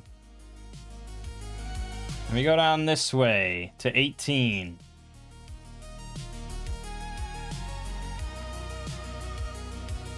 Webbing. Silvery white webbing is suspended throughout the hall. A few bats wriggle helplessly. We cannot see further than near distance. This is the work of 2 giant spiders who make their lair near the center of the hall by the entrance to room 22. Okay, so that would be right here. So we're pretty close to that. The spiders remain out of sight as long as possible and will try to ambush individual members of the party to get separated. Any bladed weapon can be used to clear a near-sized cube of webbing per round. A torch can clear twice that amount, but you must roll 1d6. On a result of 1, the torch burns out. Alright, so their lair is in the center of the hall. They're giant spiders. I feel like we'd probably see them immediately, but I think they had foreknowledge of us, so they can't be surprised, and we can. So we're just going to roll a d6 for us. We're not surprised. 2 giant spiders there. Chances are they would attack. I don't see why they really wouldn't. Usually you don't roll for something like that. So yeah, we're just going to get into combat with some giant spiders. We will use... Well, so if we go to axe... The giant crab spiders don't spin webs, so that's not something they do. And then the tarantulas don't spin webs, so it has to be the giant black widow, which are highly territorial and very aggressive. They spin webs, and they have a lethal venom. They have 3 hit dice, 13 armor, 2d6 damage on the bite, plus... if we fail a death saving throw on the poison, we die 10 minutes later. No ifs, ands, or buts. Compare that to the generic giant spider that Shadowdark would throw at you. 13 AC, 13 hit points, plus 3 on the bite for 1d4 damage, and a DC 12 con check, or paralyzed for 1d4 hours. A lot more Care Bear, isn't it? I don't know actually if there are any instant death poisons in the bestiary. Maybe in the Pathfinder bestiary.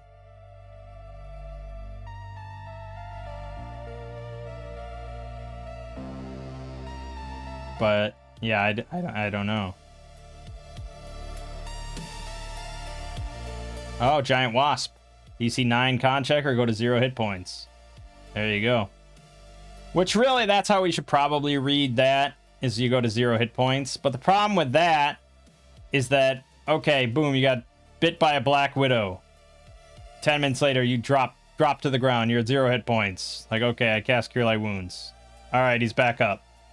It takes a bit of a punch out of, like, save or die. And I know Shadowdark doesn't really want to do save or die, but it's really mostly, I guess, like here, Cobra. DC 18 con check. That's really high. Or go to 0 hit points with a death timer of 1. That sucks. So they're pretty close to that. You know, as far as like save or die. I mean, that's about as close as they'll get, I think.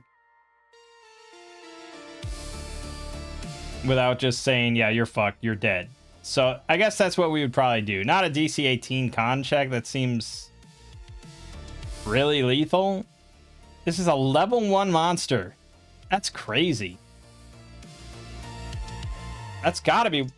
That has to be the most dangerous level 1 monster in the book, right? What would top that? It gets a +2 to its attack.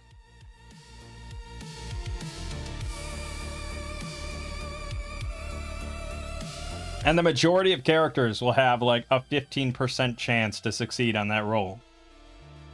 And then if you don't have a healer or someone that could stabilize, and stabilize is not easy either, you're just fucking dead. Yeah, not even Axe does that mean. Because Axe, its death saving throw is like, for most characters, 12 or higher, or 11 or higher at this point.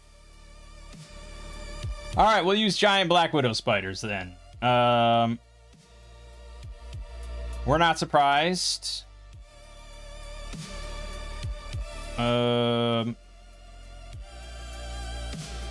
Right, yes, okay. So now we just need to roll initiative. We'll use these giant spiders dex of +3. I suppose that's fair enough. They're pretty quick. Our initiative then is 5. Theirs is 8. They're going to go immediately. And they're going to both pounce on Noreen and try and bite him. So they get +3 to the roll. First one, 18 is a miss. Second one, 16 is a miss. Yes, yes. Now, probably then, I think most creatures really should only attack something in this sort of impenetrable suit of armor like once before realizing that, oh, there's definitely softer targets around, you know? Like, you shouldn't be able to just stand there and be, ha ha ha, you can never harm me, fools. Especially if they're intelligent. If they're intelligent, like humanoid targets, probably shouldn't even attack the tank guy at all if there's a viable option elsewhere.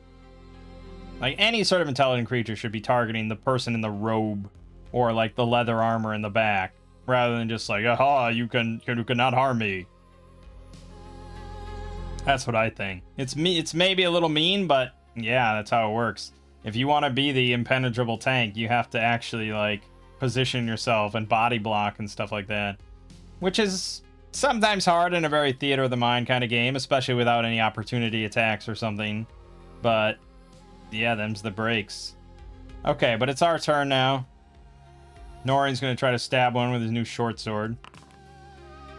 That is going to be a hit. They have 13 hit points, so that one's down to 7. Scylla will, I don't really want to waste that many arrows, I guess. But she doesn't want to get close either, so she'll shoot that same injured one. That is also a hit, so it has 3 hit points left. Come on, Zafil, you got this. No, he doesn't. Alright, then Amina is going to try to finish these off. She'll throw out a slumber on both of them. Okay, very nice. So that means that they have to roll, and their will is +1, so they need 17s. Okay, they failed, so they both hit the deck, and that means combat's over. Leap's a very powerful spell.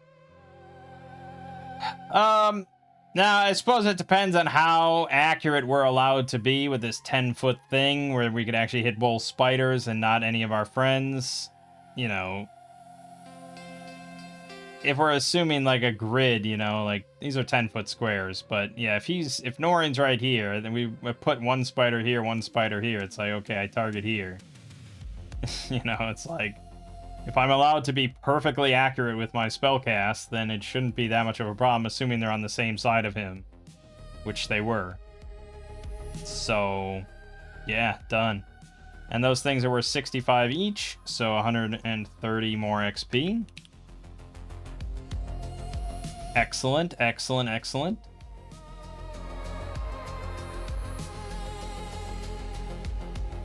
We're making this shit look easy. Okay, so yeah, we can clear out the webbing now with our sword, with our short sword and stuff. The bones of 7 humanoid skeletons are scattered on the floor throughout the hallway. And 2 sections of the hallway tilt and drop their victims into a 30-foot deep pit trap, 3d6 falling damage. Dex versus DC 15 to jump away once triggered. Jesus, that's pretty rough. So the question is, do we go north or south? Well, we see an immediate opening to the north there, so we'll probably go north and go into the opening. We'll tick down the torch again, roll a random encounter, we're fine. We can look in on 22 now.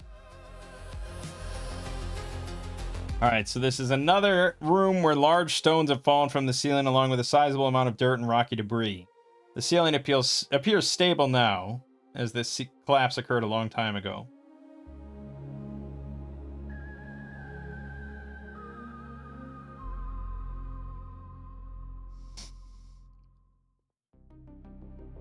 Okay.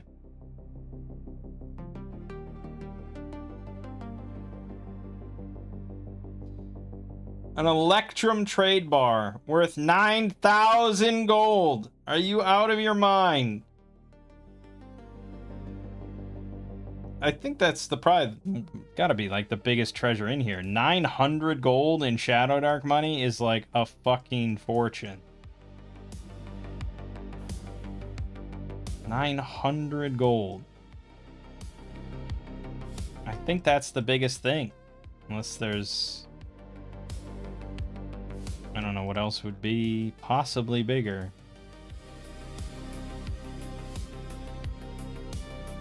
That's worth 7 XP to find, so I'm pretty sure that's the biggest boy. Well, we already searched one room of rubble, so I don't know why we wouldn't search the other one.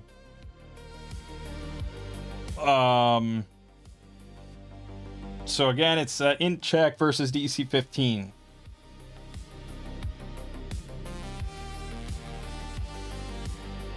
Also in the southeastern corner, there's some rotten linen, a crowbar, and a superb stone working chisel for 30 gold. Yeah, I mean, I suppose someone would pocket it, but I'm a pretty lazy bastard. Alright, so let's get to searching then.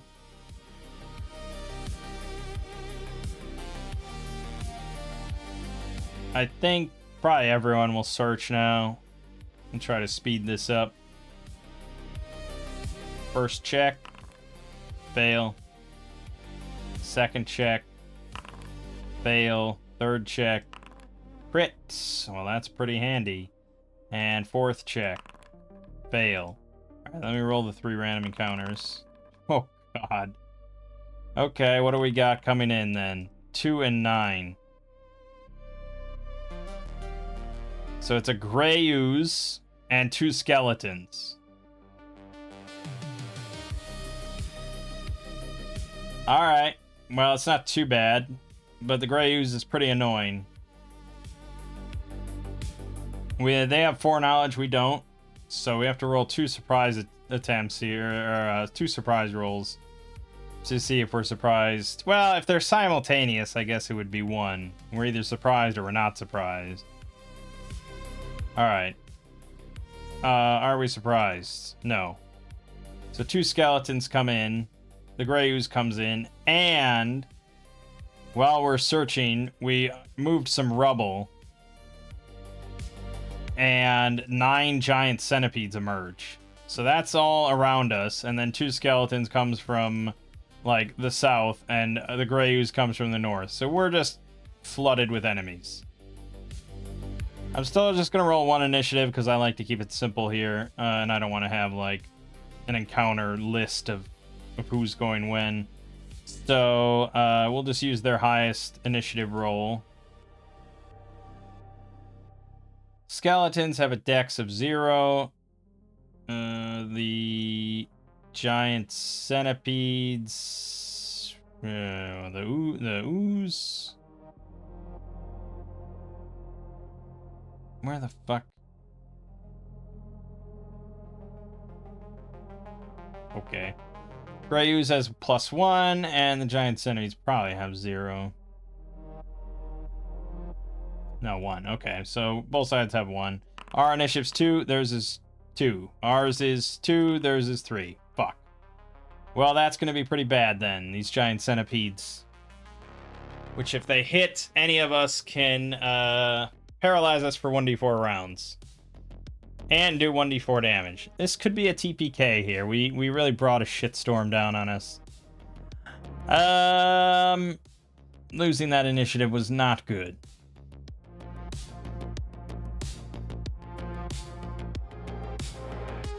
Okay. 9 giant centipedes to attack the party. No reaction roll or anything, they just fucking attack. Alright, we have to just determine targets here. 9 giant centipedes. Basically, we're each getting 2 except for Noreen, who's getting 3. Alright, let's just resolve that first before anything else happens. These giant centipedes have +1 to their attack roll. So against Zaphiel, one of them fumbles. He'll counter. I think that's a kill. Yep, sure is. Okay, so we're down to 8. Against Emina, one of them crits. It's 2d4 damage. She's down. Great. That's pretty bad. Against Scylla. Ooh, they have +1, so they both hit. 2d4. She's down to 5. And she has to roll the con check twice. Unlikely to succeed. She succeeds on the first one. Fails the second one. She'll use her luck token. Fails the... Okay, she's paralyzed for 3 rounds. Fuck. And they're probably just going to keep eating her, because why wouldn't they? They're not going to be like, oh, well, let's move on to another target. No, they're just going to keep fucking eating her. Alright, and then Noreen gets 3. Okay. These 2 went down, so the other creatures are going to target these 2 guys. We'll have the 2 skeletons go for Zaphiel and the ooze for Noreen. So against Noreen, miss. And then against Zaphiel, all misses. It's our turn now. Emina has a death timer of 4, and Scylla has... Well, she's not dying, never mind. Yeah, Emina has a death timer of 4.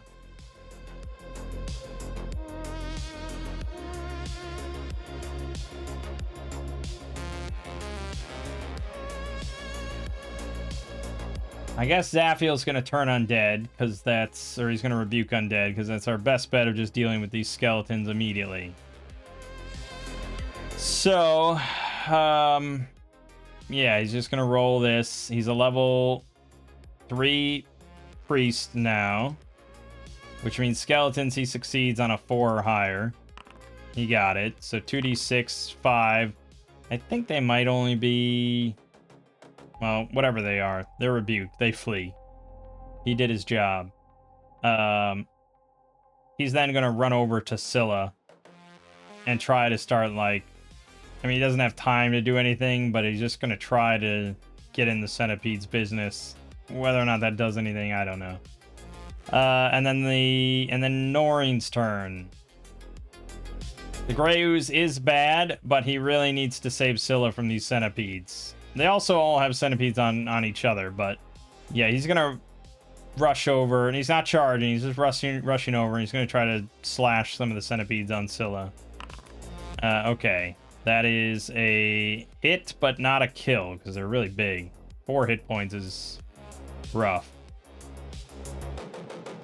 Alright, new initiative then. Just between these 2 characters, which means they have +0. Our initiative's 2, theirs is 3. They get to go again first. They're all gonna bite Scylla, because I don't really see why they wouldn't, unless they are threatened by Noreen. Oracle roll? Okay, they are threatened by Noreen. So we're gonna have 6 try to bite Noreen.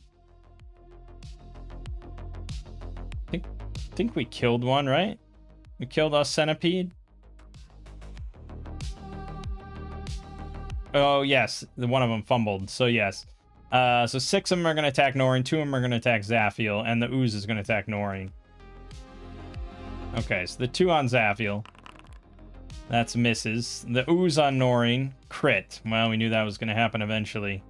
Okay, so he takes, I think, 2d6 damage. He takes 7. He's down to 1. And his armor is magical. Yes, so it gets a save to see if it's... Now, technically, Shadowdark doesn't use it. Shadowdark just does like a 1 in 3 for normal armor. And doesn't even mention magical armor, does it? Yeah, so magical armor never dissolves from this. And right now I'm running the Shadowdark version, so fuck it. We'll just say it doesn't affect it. I know, we're mostly using Shadowdark stats right now. Then we have the six centipedes on Norin. 1, 2, 3, 4, 5, 6. Thankfully, none of them can get through his armor. Whew, which is good, because if that armor had dissolved, he would have been pretty fucked. He would have gotten bitten multiple times. Probably TPK sort of situation.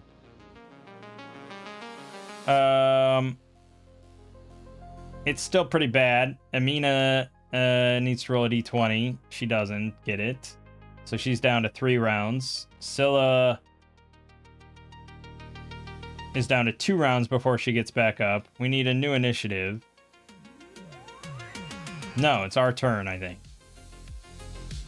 We lost initiative, so it's our turn. Alright, Norin's gonna again try to strike one of the centipedes, the one that's injured.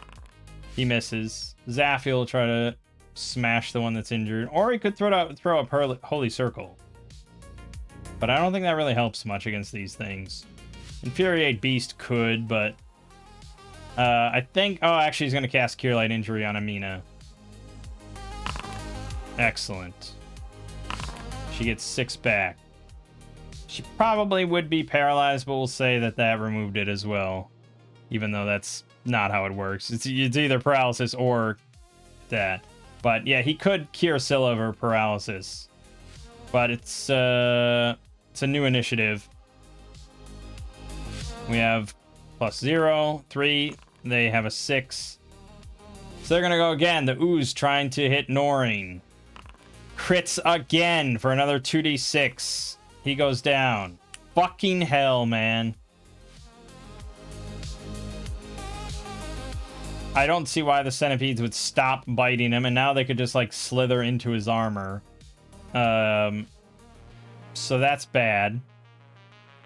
I really can't justify a good reason why they wouldn't. So, I don't want to say he's dead, but it's not good. They have slithered into his armor.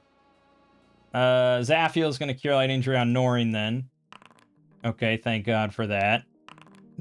2 hit points. He's conscious with a bunch of centipedes inside of his armor. I don't know how we're going to adjudicate that. But Amina is just going to try to put the whole fucking lot of them to sleep. Norin and all the centipedes. And the Ooze if we can get it. Don't fuck this up. She fucked it up. Luckily we have his luck token. Okay. Not a great roll. It's not going to get all the centipedes because there's like 8 of them inside of his armor. And if he falls asleep, it's back to where we were before. So he has to roll will check versus 12. He rolls a crit fail. He'll use his luck token. Crit success. Okay, well that was a roller coaster of emotions. Now the 8 centipedes that all have to roll. I think they have a +0, so they need a 12 or higher to avoid this. Oh, that was a lot. 1, 2, 3, 4, 5, 6 of them avoided falling asleep. So 2 centipedes just kind of dropped to the bottom of his armor. But it's not good. I tried, man. So that was Zaffiel and Amina's turn. Scylla's down to 1 round before she gets back up.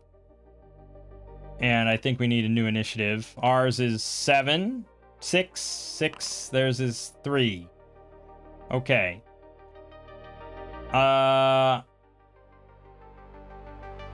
Should I try Slumber again? I don't know how else he'd really deal with these centipedes inside of his armor, so fuck it. Yeah, she's gonna pop it again. Oh, I also didn't roll for the Ooze, who probably has like a plus... he has -3. Oh shit, he has to roll 15 or higher on that one. He did. Alright, she's gonna pop it again. She failed. We'll use up the luck token again. 20. Alright, beat that shit. Including Norin's not gonna beat that shit. Nah, no way. He'd have to crit. He didn't. Okay, the Ooze would also have to crit. Nope. And the centipedes all have to crit, which is now 6 of them. 2 of them crit. Are you fucking shitting me? Come on! Okay. So Noreen drops to the ground asleep, and we hear a couple things still squirming around in there. Zaphiel is just going to try to heal Noreen then. Keep him stable. Okay. 3 more, so he's up to 5. Okay, he's going to be paralyzed. He's going to wake up by being bitten, but then he's going to be paralyzed probably from the centipedes. I'm giving them auto hit on him inside his armor.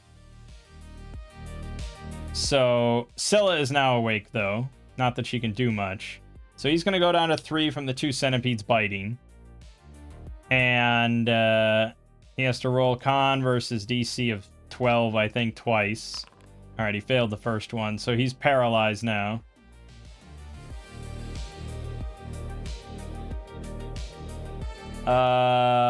New initiative. Our number might be better now. 5, 6, divide. Yeah, we have +2. Ours is 3. Theirs is 4 or 5 or something. I don't know. He gets bitten again. Down to 1. Cure light injury again. For 7. Okay, he's back to 8. We can keep this alive. Keep hope alive. We'll try slumber again until everything stops moving.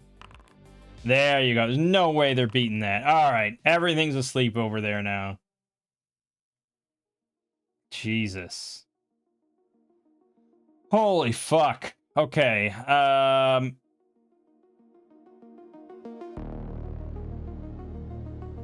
Unfortunately, we're going to have to probably burn Amina's dagger in order to coup de grace the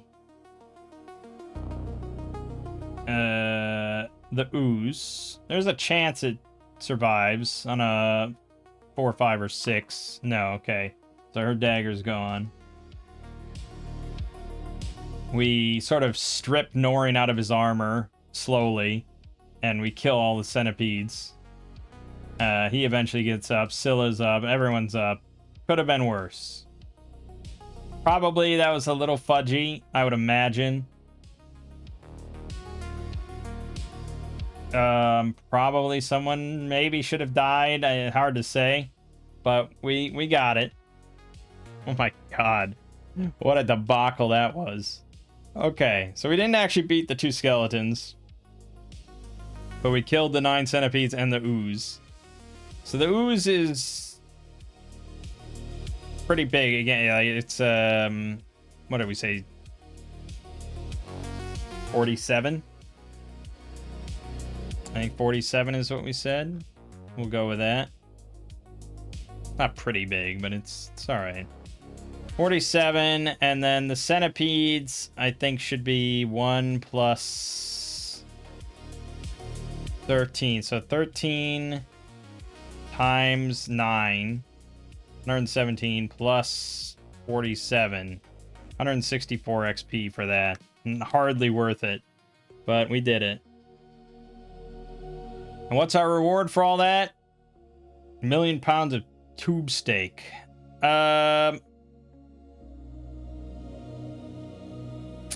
Technically, the ooze was a random encounter. He should have 50% chance for treasure.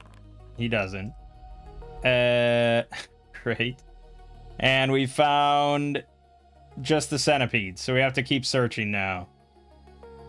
Do I want to cure light injury anybody else? I guess we could cure light injury on Scylla to get her up above 5, but I'd rather hold it, I suppose. So, it is what it is. Alright, let's search again. Alright, we found 1 thing. We found 2 things. We found 3 things! Oh my god, is that it? Well, yeah, that's everything. Okay, perfect. No random encounter rolls, and we found everything. Good. I mean, we deserve it after that shit. So we find a set of iron crampons, advantage when climbing, worth 40 gold, 240 feet of hemp rope, and 30 iron spikes in a chainmail mesh bag, worth 50 gold. Okay, I suppose the iron spikes could be useful. Well, don't even know if I need the spikes, though, but I guess the chainmail mesh bag is like a 50 gold treasure is not bad.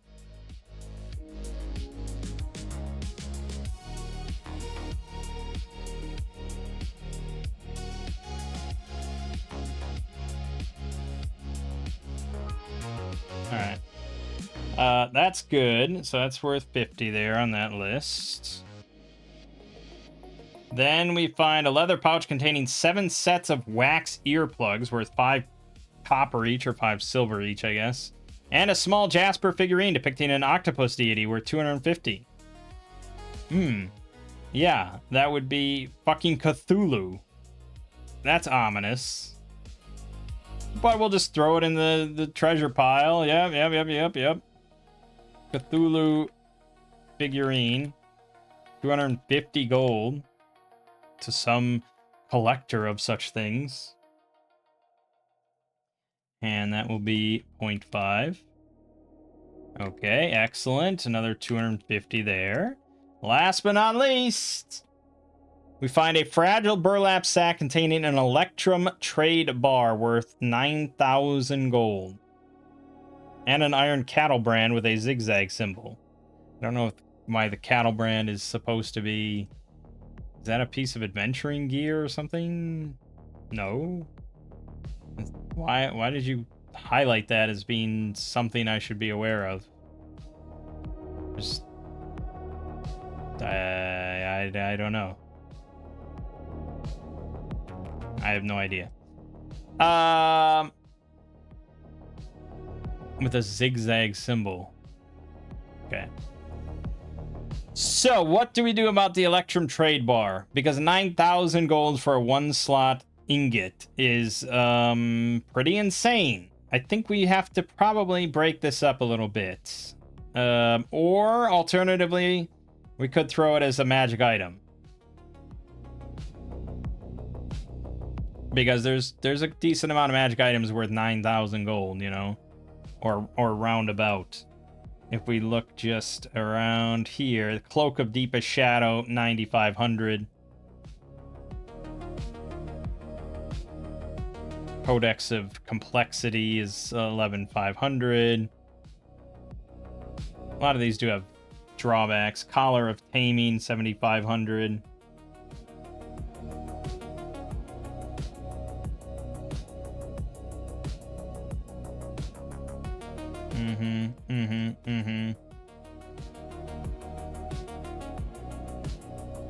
Okay, well, I said a lot. I don't, you know. Deck of Many Spells is worth 6,000. Cool, that's a cool item. I'd probably want to use it, though, and I want XP. Well, it really... Yeah, so that's the thing. That, like, a treasure item, you just sell it. That's what it's there for. It's there to be sold. A magic item... You could sell it, maybe, but you might want to use it. Then there's the whole problem with identification, whereas just an ingot of rare shit is, like, pretty clear. I want to pull up a module. I want to pull up, like, an old-school, higher-end module. And just see, like, what's... Here we go. So this is Queen of the Demon Web Pits for 10 to 14. Level 10 to 14. So I want to see what sort of treasure you'd find in Lolth's spider ship. And if there's just meant to be, like, necklaces that are worth 9,000 gold or something, you know?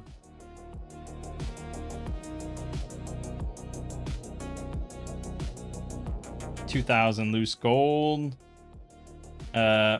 3 gold jeweled cups worth 1,500 gold each, and a +1 dagger.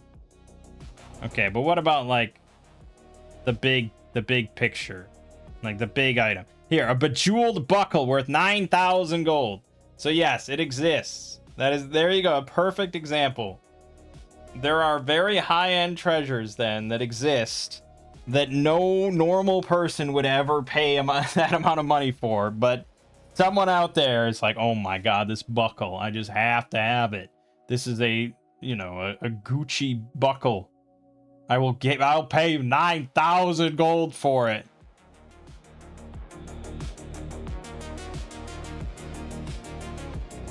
It seems ridiculous, right? But it's ridiculous in this context too of Shadowdark, because you got to figure this. He's saying you get 7 XP for finding this thing, and then it's worth 900 gold, which on the carousing table will give you a +4 for your team alone. And then again, like the average of D8, you're looking at probably 8 or 9. So you're talking about probably 5 XP extra. So you're talking 12 XP just for finding this, which is enough to take a character from 1 to 2. So if your whole party, say you had, you know, whatever, you brought in 4 new level 1 characters, because you share XP here, this one find would level them all from 1 to 2. So if we say that's worth 8,000 gold in our game, we're not that far off.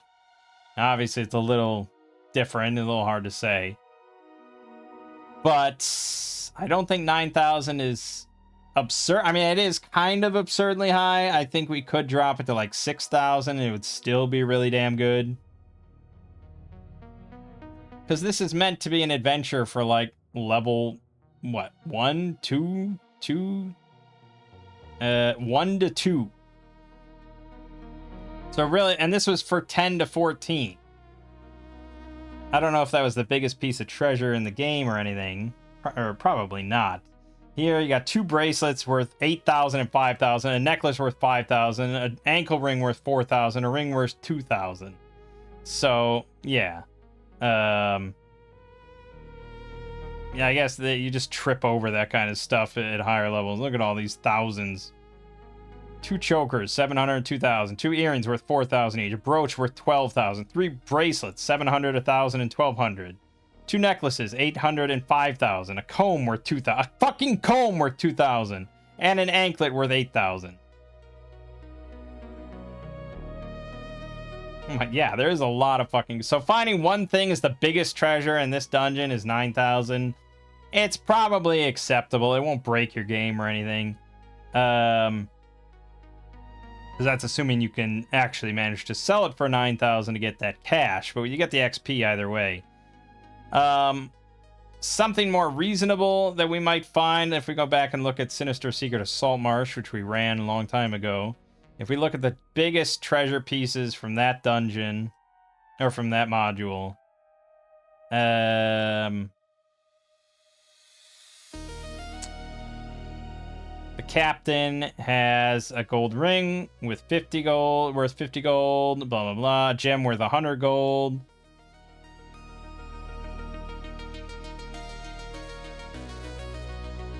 Magic user has 2 gems, 200 gold, 75 gold. I mean, nothing's going to be that big. 9,000 just seems so, so high.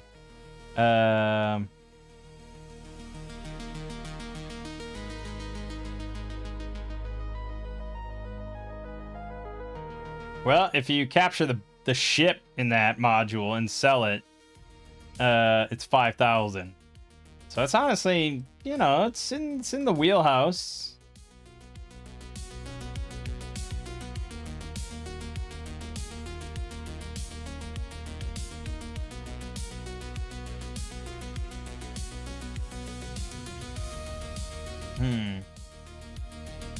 Yeah, I'm just trying to see. I think that is kind of the big treasure, is the ship, which you could sell, you could keep. You have a ship. Getting a ship. Oh, here, contraband in the cargo hold. Total value of the contraband is 15,480 gold, but a 25% excise duty will be levied on this merchandise by the people of Saltmarsh, making the haul worth 11,610. All right, that settles it. We're taking our 9 grand and going home. We'll call it a bejeweled buckle because I like that. Bejeweled buckle. Worth 9,000 gold. Oh my god. That's what you get for really rummaging through the muck in every room. I think we got to spend another torch though. At this point, I'd say we probably retrace our steps and skedaddle.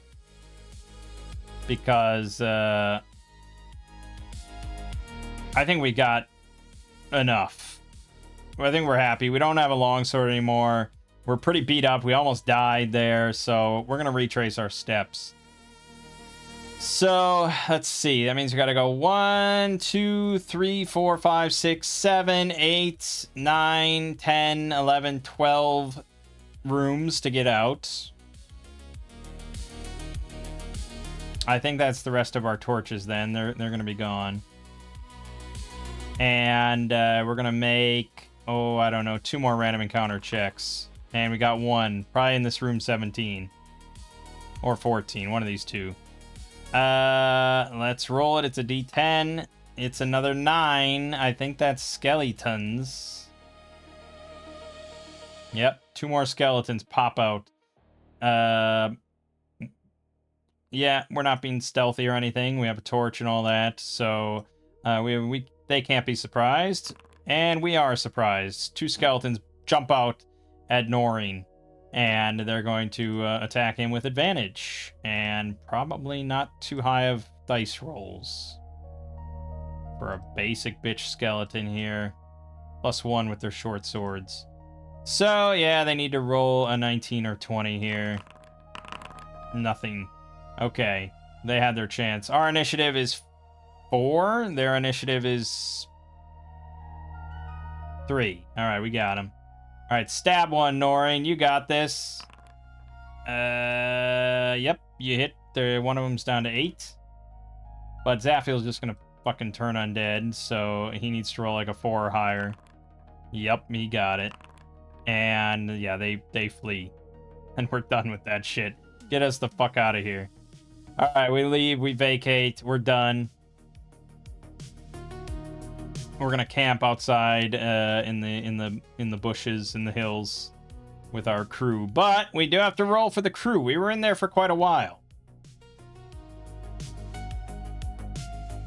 We went through a good number of torches, like 4 torches, so I think we were in there for like 4 hours. So we're gonna do my percentage thing. We're not a small group. Right, we have 6 plus 4 donkeys, so that is a negative modifier for us. We could just say 1% for every person, or we could just ballpark something of some sort of negative value here. Again, this is just the chance for a random encounter, like the chance that something notices or takes some kind of interest in us. Not necessarily that they get attacked by something.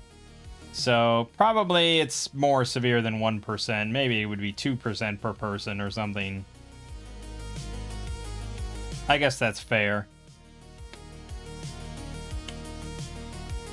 So that would be 20% more. So that's 30% we're at. We're not super hidden or anything, but we're kind of tucked into the hills, so I won't add any negative for that. Do we have a lot of food? Technically, yes. We have 88 stone of ration. No, we have less than that. 88 divided by 7 stone. We have a decent amount of food. I'll add 5%. So, plus 20, plus 10, so that's 30, 35. Let's say 35 per hour. So I'm going to roll 4 times with 35 being the number. Nope. Nope. Nope. Yes. Okay, so we do get a random encounter. I'm just going to roll it as a random encounter in unsettled territory.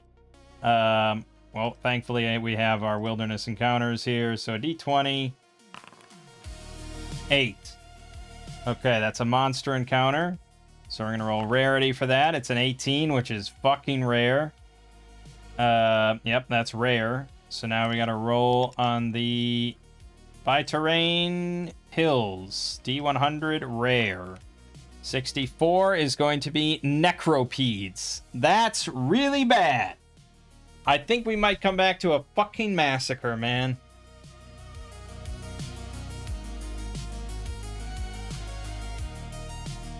This is a necropede. They're encountered in groups of 1d4, 3 of them. They're 6 hit dice monsters, undead monsters.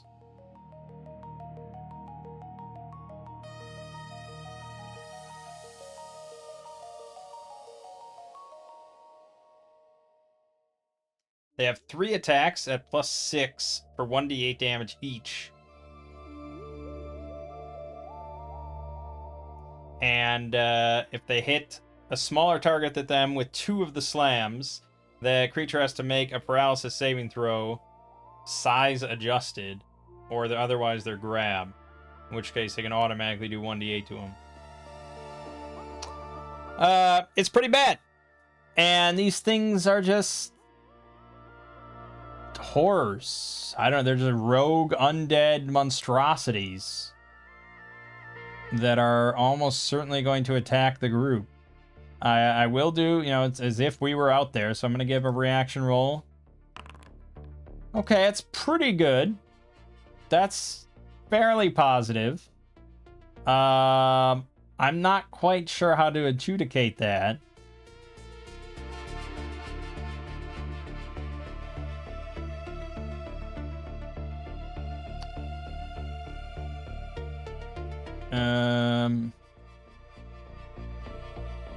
Specifically, a 9 reaction roll says indifferent or uninterested.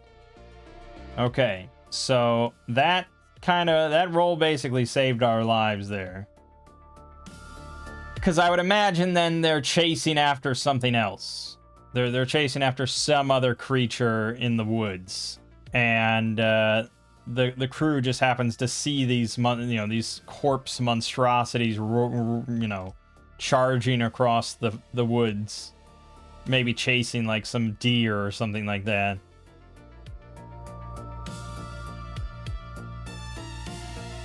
Yeah, that's probably gonna spook the whole camp. I could see maybe having them roll morale just for that, of just like, fuck this. But I think what we'll do instead is basically this is going to... You ever have a cat just like sit on your desk and just start vigorously eating their ass? Like just really just diving, like trying to fit their whole face into their own asshole because they just love it so much. Like there's just something about that just bothers me, all right? I just don't care for seeing it. I don't care what you do in the privacy of your own space, but this is now my space. And this is not an ass-eating space at this moment. Anyways. I think what we're going to do is we're going to prompt another loyalty check. They didn't even fight these things, but... I mean, yeah. It's sort of like having ass-eating going on in your space. It's just like, it just bothers them enough that I think that's going to prompt it even without a combat. But at least they didn't get massacred, which is probably what would have happened. Almost certainly. I mean, +6, so they would succeed like 55% of their attacks, and any one of those attacks would have killed them, so... And they're fucking fast. 60 feet combat speed. They're fast. Horrible. Alright, but thankfully we come back out and they're all still there. We can tell they're spooked, and they described it to us, and we're like, well, don't worry, we're heading out. Maybe we should head out now. Because I think we camped here. We came in here right in the morning, so it's probably like noonish. I think we're going to leave immediately. So let's go back this way. I don't think we have to roll navigation anymore on our way back. So let's just roll a random encounter. It's a 1, which is nothing. Awesome. And so now it's like... Well, it's camping time. That's fine. Foraging? Probably not. Not for that quick trip. So we're just going to consume rations. We're going to consume 6 plus 4, 10 of them. Okay.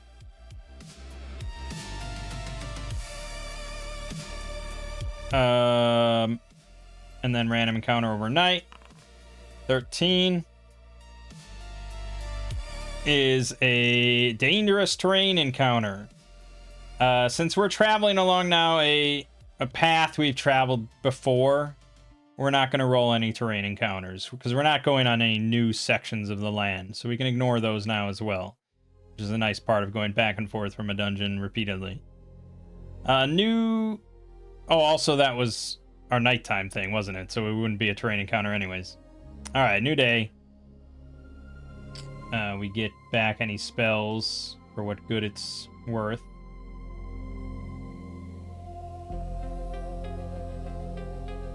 Oh, she's enervated. That's right. So at dusk yesterday, she had to roll her DC 12 con check. She failed, so she's down to now 5 of 9. Okay, awesome. The Morgul Blade is doing its work. Our next couple trips here. First encounter is a 9, which is a monster. So we're going to roll the rarity of 4, which is common. 36. Forest common. I already forgot the number. 36. Elves. Ooh, there were those chaotic elves around here, but I forgot to note where the fuck that was. Because I'm a bad DM. Alright, elves. Let's just pretend that they're not the chaotic evil elves. Because we've had a rough enough go as it is.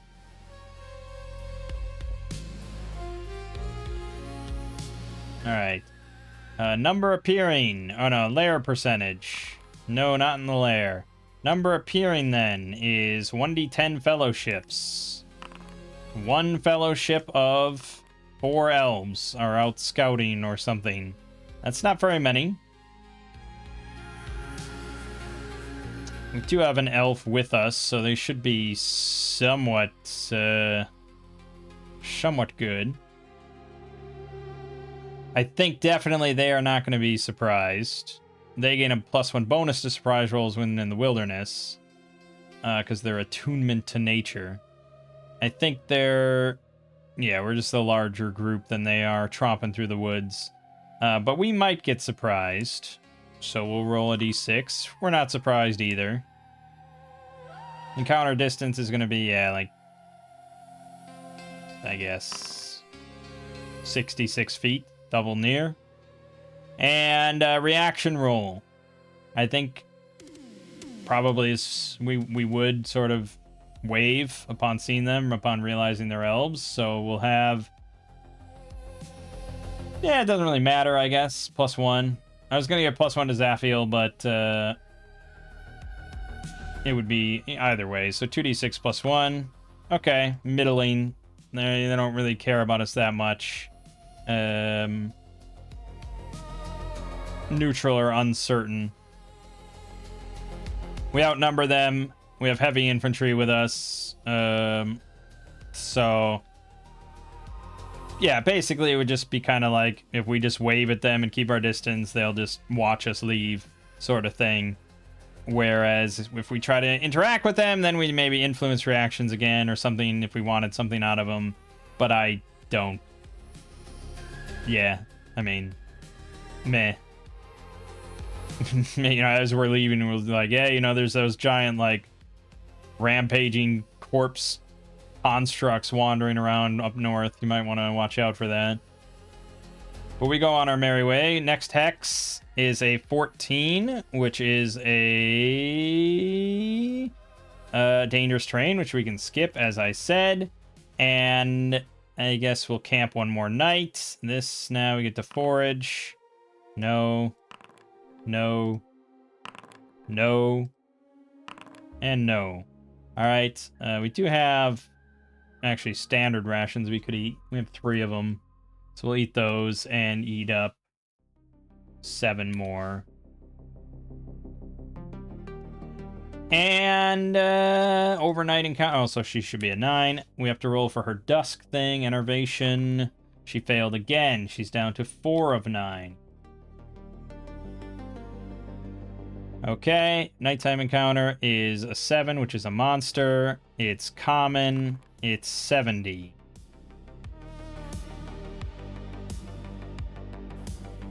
Vipers. Viper snakes. Uh-oh. 4 to 5 foot long gray-green snakes, renowned for their swift strikes and deadly venom.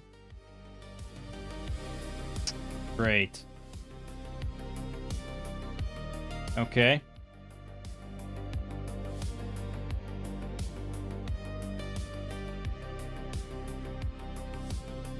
Yeah,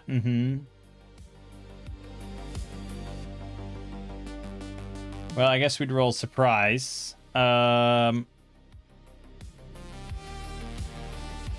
Yeah, I'd probably give her, whoever's on watch, a listen check. It's Noreen. So we're going to give him just a wisdom DC of 15. He got it, so he does hear the snakes. He hears something slithering in the underbrush. So we both have foreknowledge of each other. And I guess we'd both have line of sight when the encounter starts, when they come out of the brush. So there's no surprise here.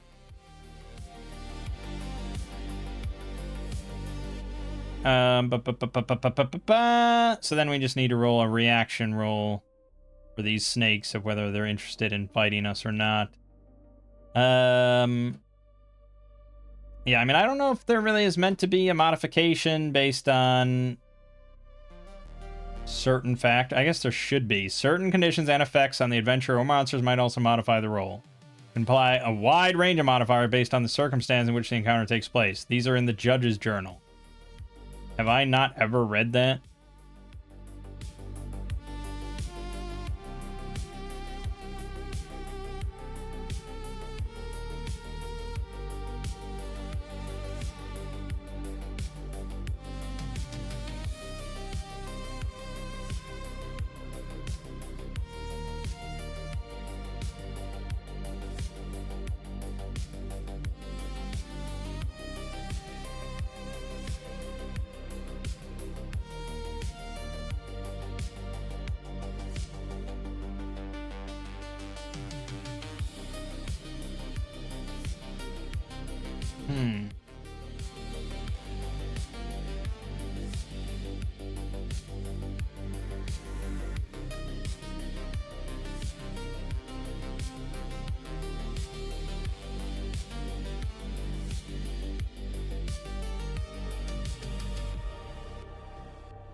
The hell is all this? What am I looking at?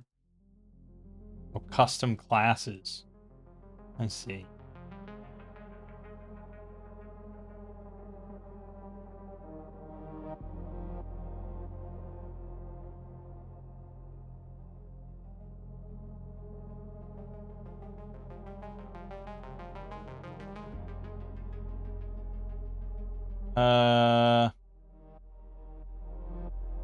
Well, I guess there is a lot of things that can affect reaction rolls, yes. I thought more there'd be, like, specific examples for wilderness encounters or something, but...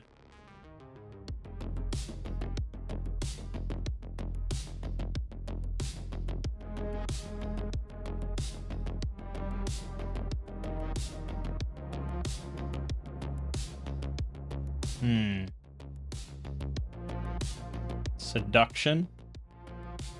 Intimidation?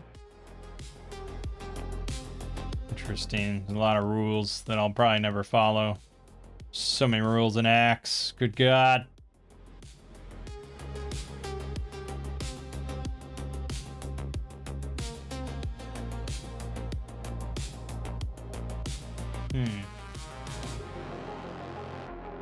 Okay, yeah, okay, so these are all the modifiers based on your tone and stuff like that. But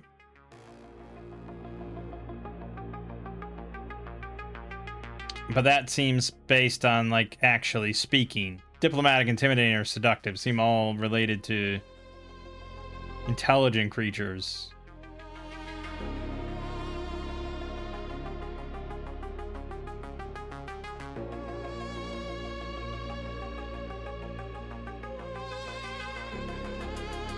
Well, I mean...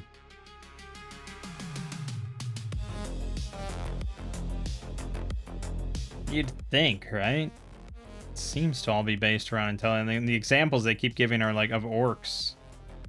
It doesn't help me.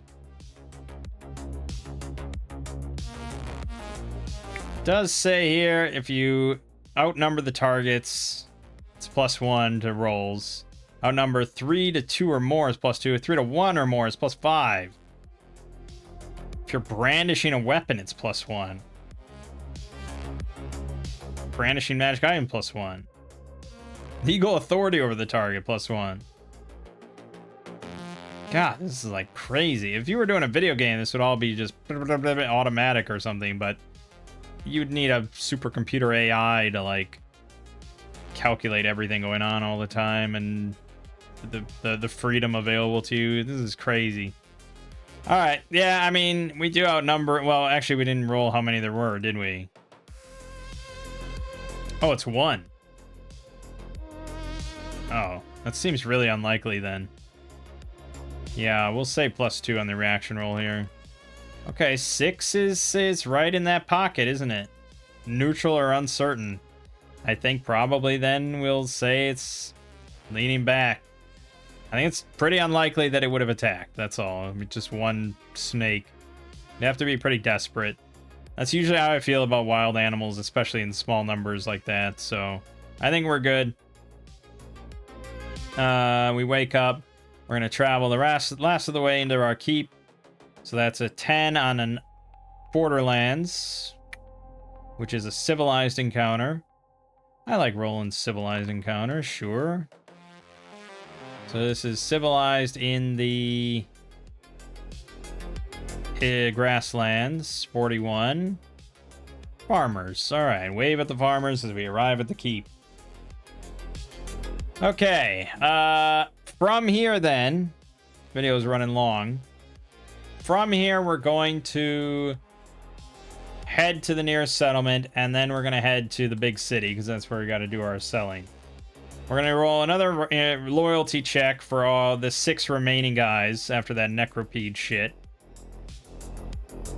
So 6 guys, they have +0 loyalty, so it's just 2d6 loyalty checks across the board. This is now the second trip for most of them here, so this is, they really have to decide if they want more of this or not. They're also really cheap, you know, like the money involved here seems so little. But I guess it's a job, you know. They haven't really been in much combat at all. But okay, so 2d6 for each of the 6. No, we're looking at the wrong thing. 2d6 based on loyalty. 1, 2, 3, 4, 5, 6. Okay, a couple of them are really loyal. They really like this job. They don't want to lose it. One of them immediately resigns. One of them's loyal. 2 of them are just loyal, and then the other one is a grudging loyalty. So okay, one of them resigns. He's had enough of this. He's taking his ball and going home. But otherwise, we still got 5. It's pretty good. Okay, so we're traveling. I'm not going to do any random encounters or anything. We're just going to hand wave it. But we have to do Amina's shit. This is like, what are we? It's like a 10-day total trip to get to the big city. So she's almost certainly going to die or survive on the way. We do, however, get XP immediately for all our list here. So she is going to share in that XP. Unfortunately, we can't kick her out of the group. She earned this. So let's tally it all up. It's gonna take a while. This big ass number.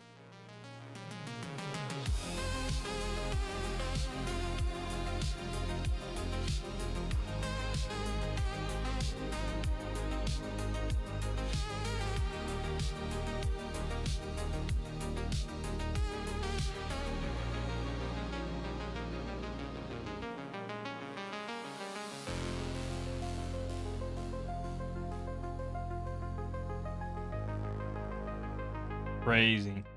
Divided by 4. 3,721 to each of us. Good God. Alright, so Amina, 3,721. She does not quite level up before she dies. Oh well. 3,721 plus 3,504. 7,225. Noreen definitely levels up. No question about that.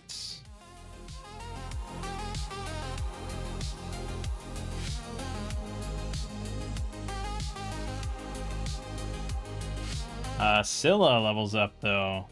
Excellent. Big money. And 3721 plus 5504. Yep, Zaphiel levels up as well.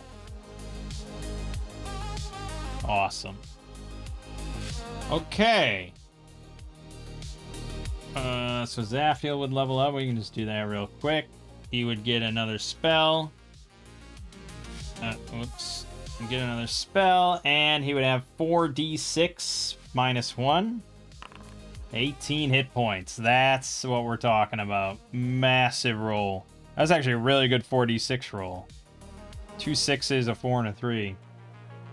Alright, he goes up to 18. And then,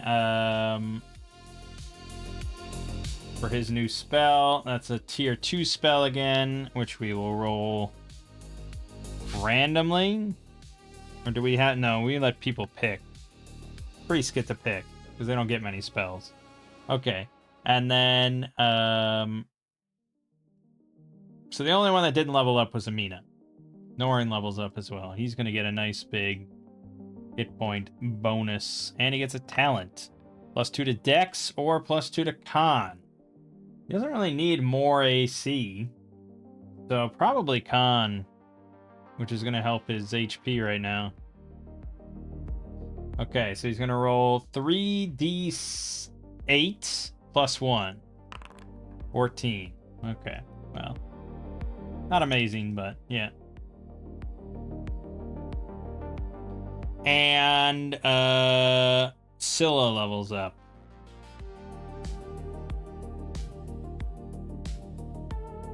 Right. I think her backstab goes up by 1.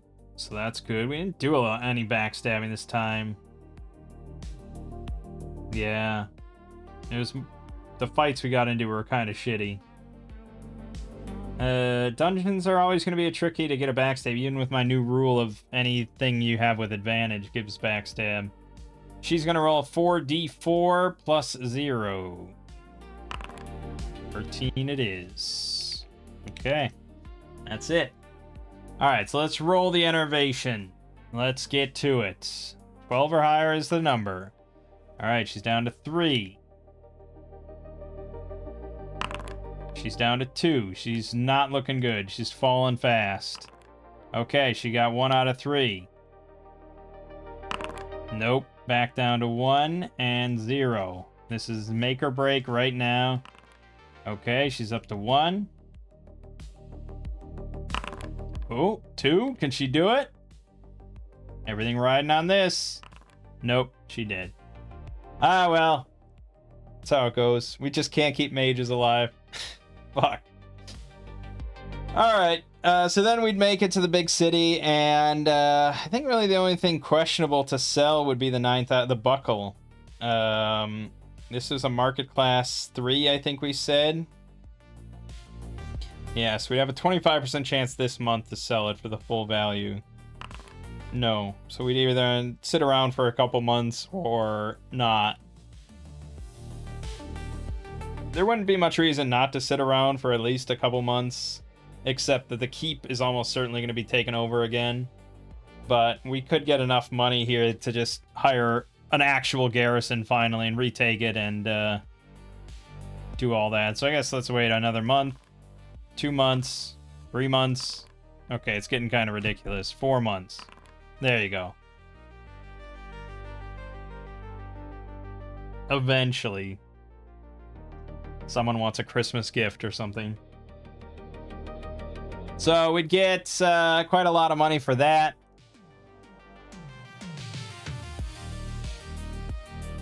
Yeah, we'd get 7,650 gold for that.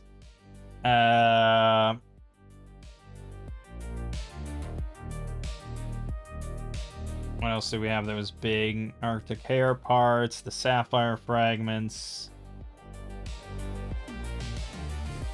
Okay. I mean, I don't know. We'd get another couple thousand or so. So assuming we're, yeah, probably say around 10,000 after all's said and done. 10,000 is pretty good. Pretty darn good. We could certainly outfit Noreen again with a Masterwork Longsword and get the Masterwork Great Shields. We could hire a new mage and probably set them up pretty well. We could throw Amina a pretty nice funeral by spending like, what was it, 4,400 or something to get her straight to level 3 again. Spend some time and money trying to get some tier 2 spells of good nature, such as Sunflare, and then you'd head out again. But I think this is where we're going to call it quits for this campaign. I think this was mostly a campaign about doing the Borderlands thing and seeing how that goes, seeing how that experience is, and also testing out a lot of house rules for Shadowdark, trying to get Shadowdark into a specific position where I'm happy to play it, I'm happy to run it, combining it with Axe in a pleasing way, and getting a good handle on like wilderness exploration, surprise rules, evasion rules, stuff like that.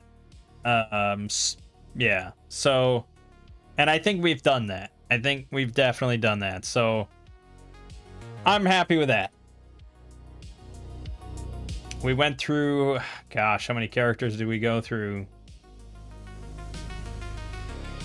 3 or 4? We lost Craig, we lost 2 mages.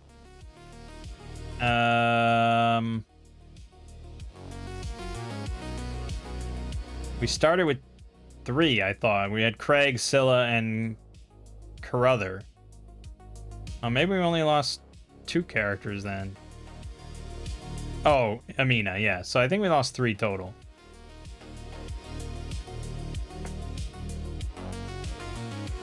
Did we start with 3 or did I start with 2? I think we started with 2, didn't we?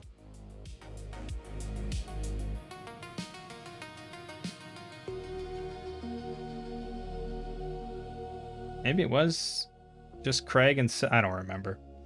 You might remember. I don't remember.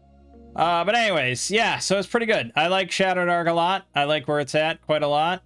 I think it's nice. I've gotten it to where I'm really happy with the core 4 classes, and I don't really even know if I'd throw in other classes. The campaign that I'm going to be running for my family next using Shadowdark is going to be Soulblight, which is a custom, it's a third-party setting that somebody has put together. Very Dark Souls inspired. Somewhat video gamey in the nature of the setting, where there's like 7 bosses essentially scattered underneath the land, and you have to kill like 5 of them to unlock the 6th one, and then you have to kill the 6th one to unlock the final one in like the deepest, darkest Shadowdark section, the chasm. So it's a little bit video gamey, but I think you can run a campaign there without worrying about those things really at all, or those being an element of your campaign. They might not be an element of my campaign because it's a little bit above their pay grade. I think you don't really confront those guys for a while. But that one adds a bunch of new classes. And I know that LEGO is specifically interested in the Templar class because it's like a paladin with auras and stuff. And it didn't seem that broken, especially if I don't touch it at all in comparison to the core 4, which I've all buffed. I think it's good. I wouldn't say it's like, oh my god, this is way too powerful. We might have to see and play, but it doesn't get all the clerical spells, doesn't get heals or anything like that a priest gets, and it doesn't get the scaling attack bonuses that the fighter gets. So it's kind of somewhere in between-ish. The bard seems kind of powerful. He has some really powerful songs that he can sing to buff the whole group or debuff the enemies and stuff, but he's got a D4 hit die. He can only wear like leather armor, and the more kind of impactful he is and notable he is in a combat, especially with intelligent enemies, the more likely he's going to catch an arrow in the neck, sort of thing. It's like if you're singing a song that gives disadvantage to all the enemies, you better have somebody protecting your ass and your face and everything else, because they're probably going to rain death upon you to try to stop that. So I think it's balanced in that sense. Yeah, then there's like the Pyromancer, and there's like an Astromancer or something that adds some new spell lists. But they're pretty small spell lists compared to what our wizard has. So, but I am offering my players, they can either do the Shadowdark spell list or the Axe spell list. They function almost identically as far as mechanics, except that with Axe you don't get any free spells that level up. With Shadowdark you do. Because I do think the Axe spell list is more powerful. Like, maybe not massively a lot of the time or anything like that, but it is.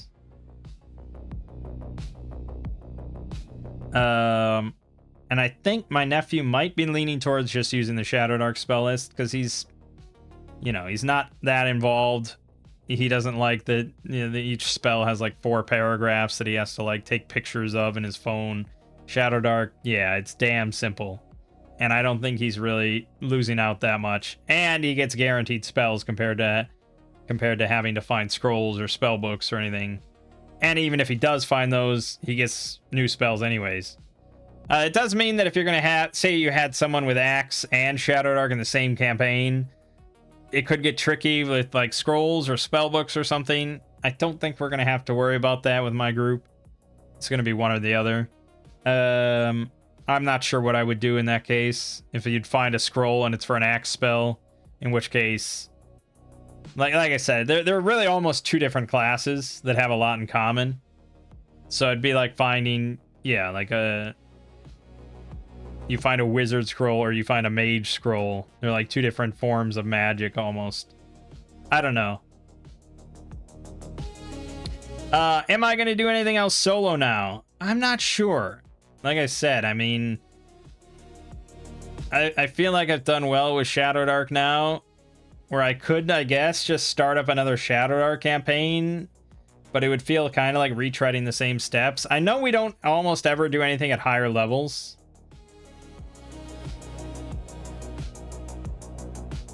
I think I just kind of like lower level stuff for some reason. You don't have as many abilities, but maybe that's why it's interesting.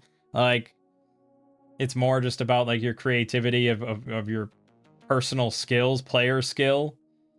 Whereas at higher level, I feel like it's going to be a lot of just like, what magic items have you gotten? What spells do you have to either like solve this or struggle with this? Combats just get more, I don't know. I'm not sure. I guess we really don't have much experience with higher end stuff. But every time I start a new campaign, it's like, well, level 1. That's how it's meant to be done. It's like starting a new. There's no new game, you know. There's New Game Plus. I guess you'd also start at level 1. But yeah, you always start at the beginning. You don't start at level 6. So yeah, I don't know. We'll see. Something might come to me where I'm like, yeah, I wanna try that solo or something like that, but not off the top of my head right now.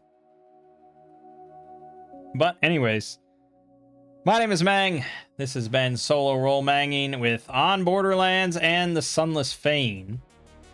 And I'll see you fine folks around.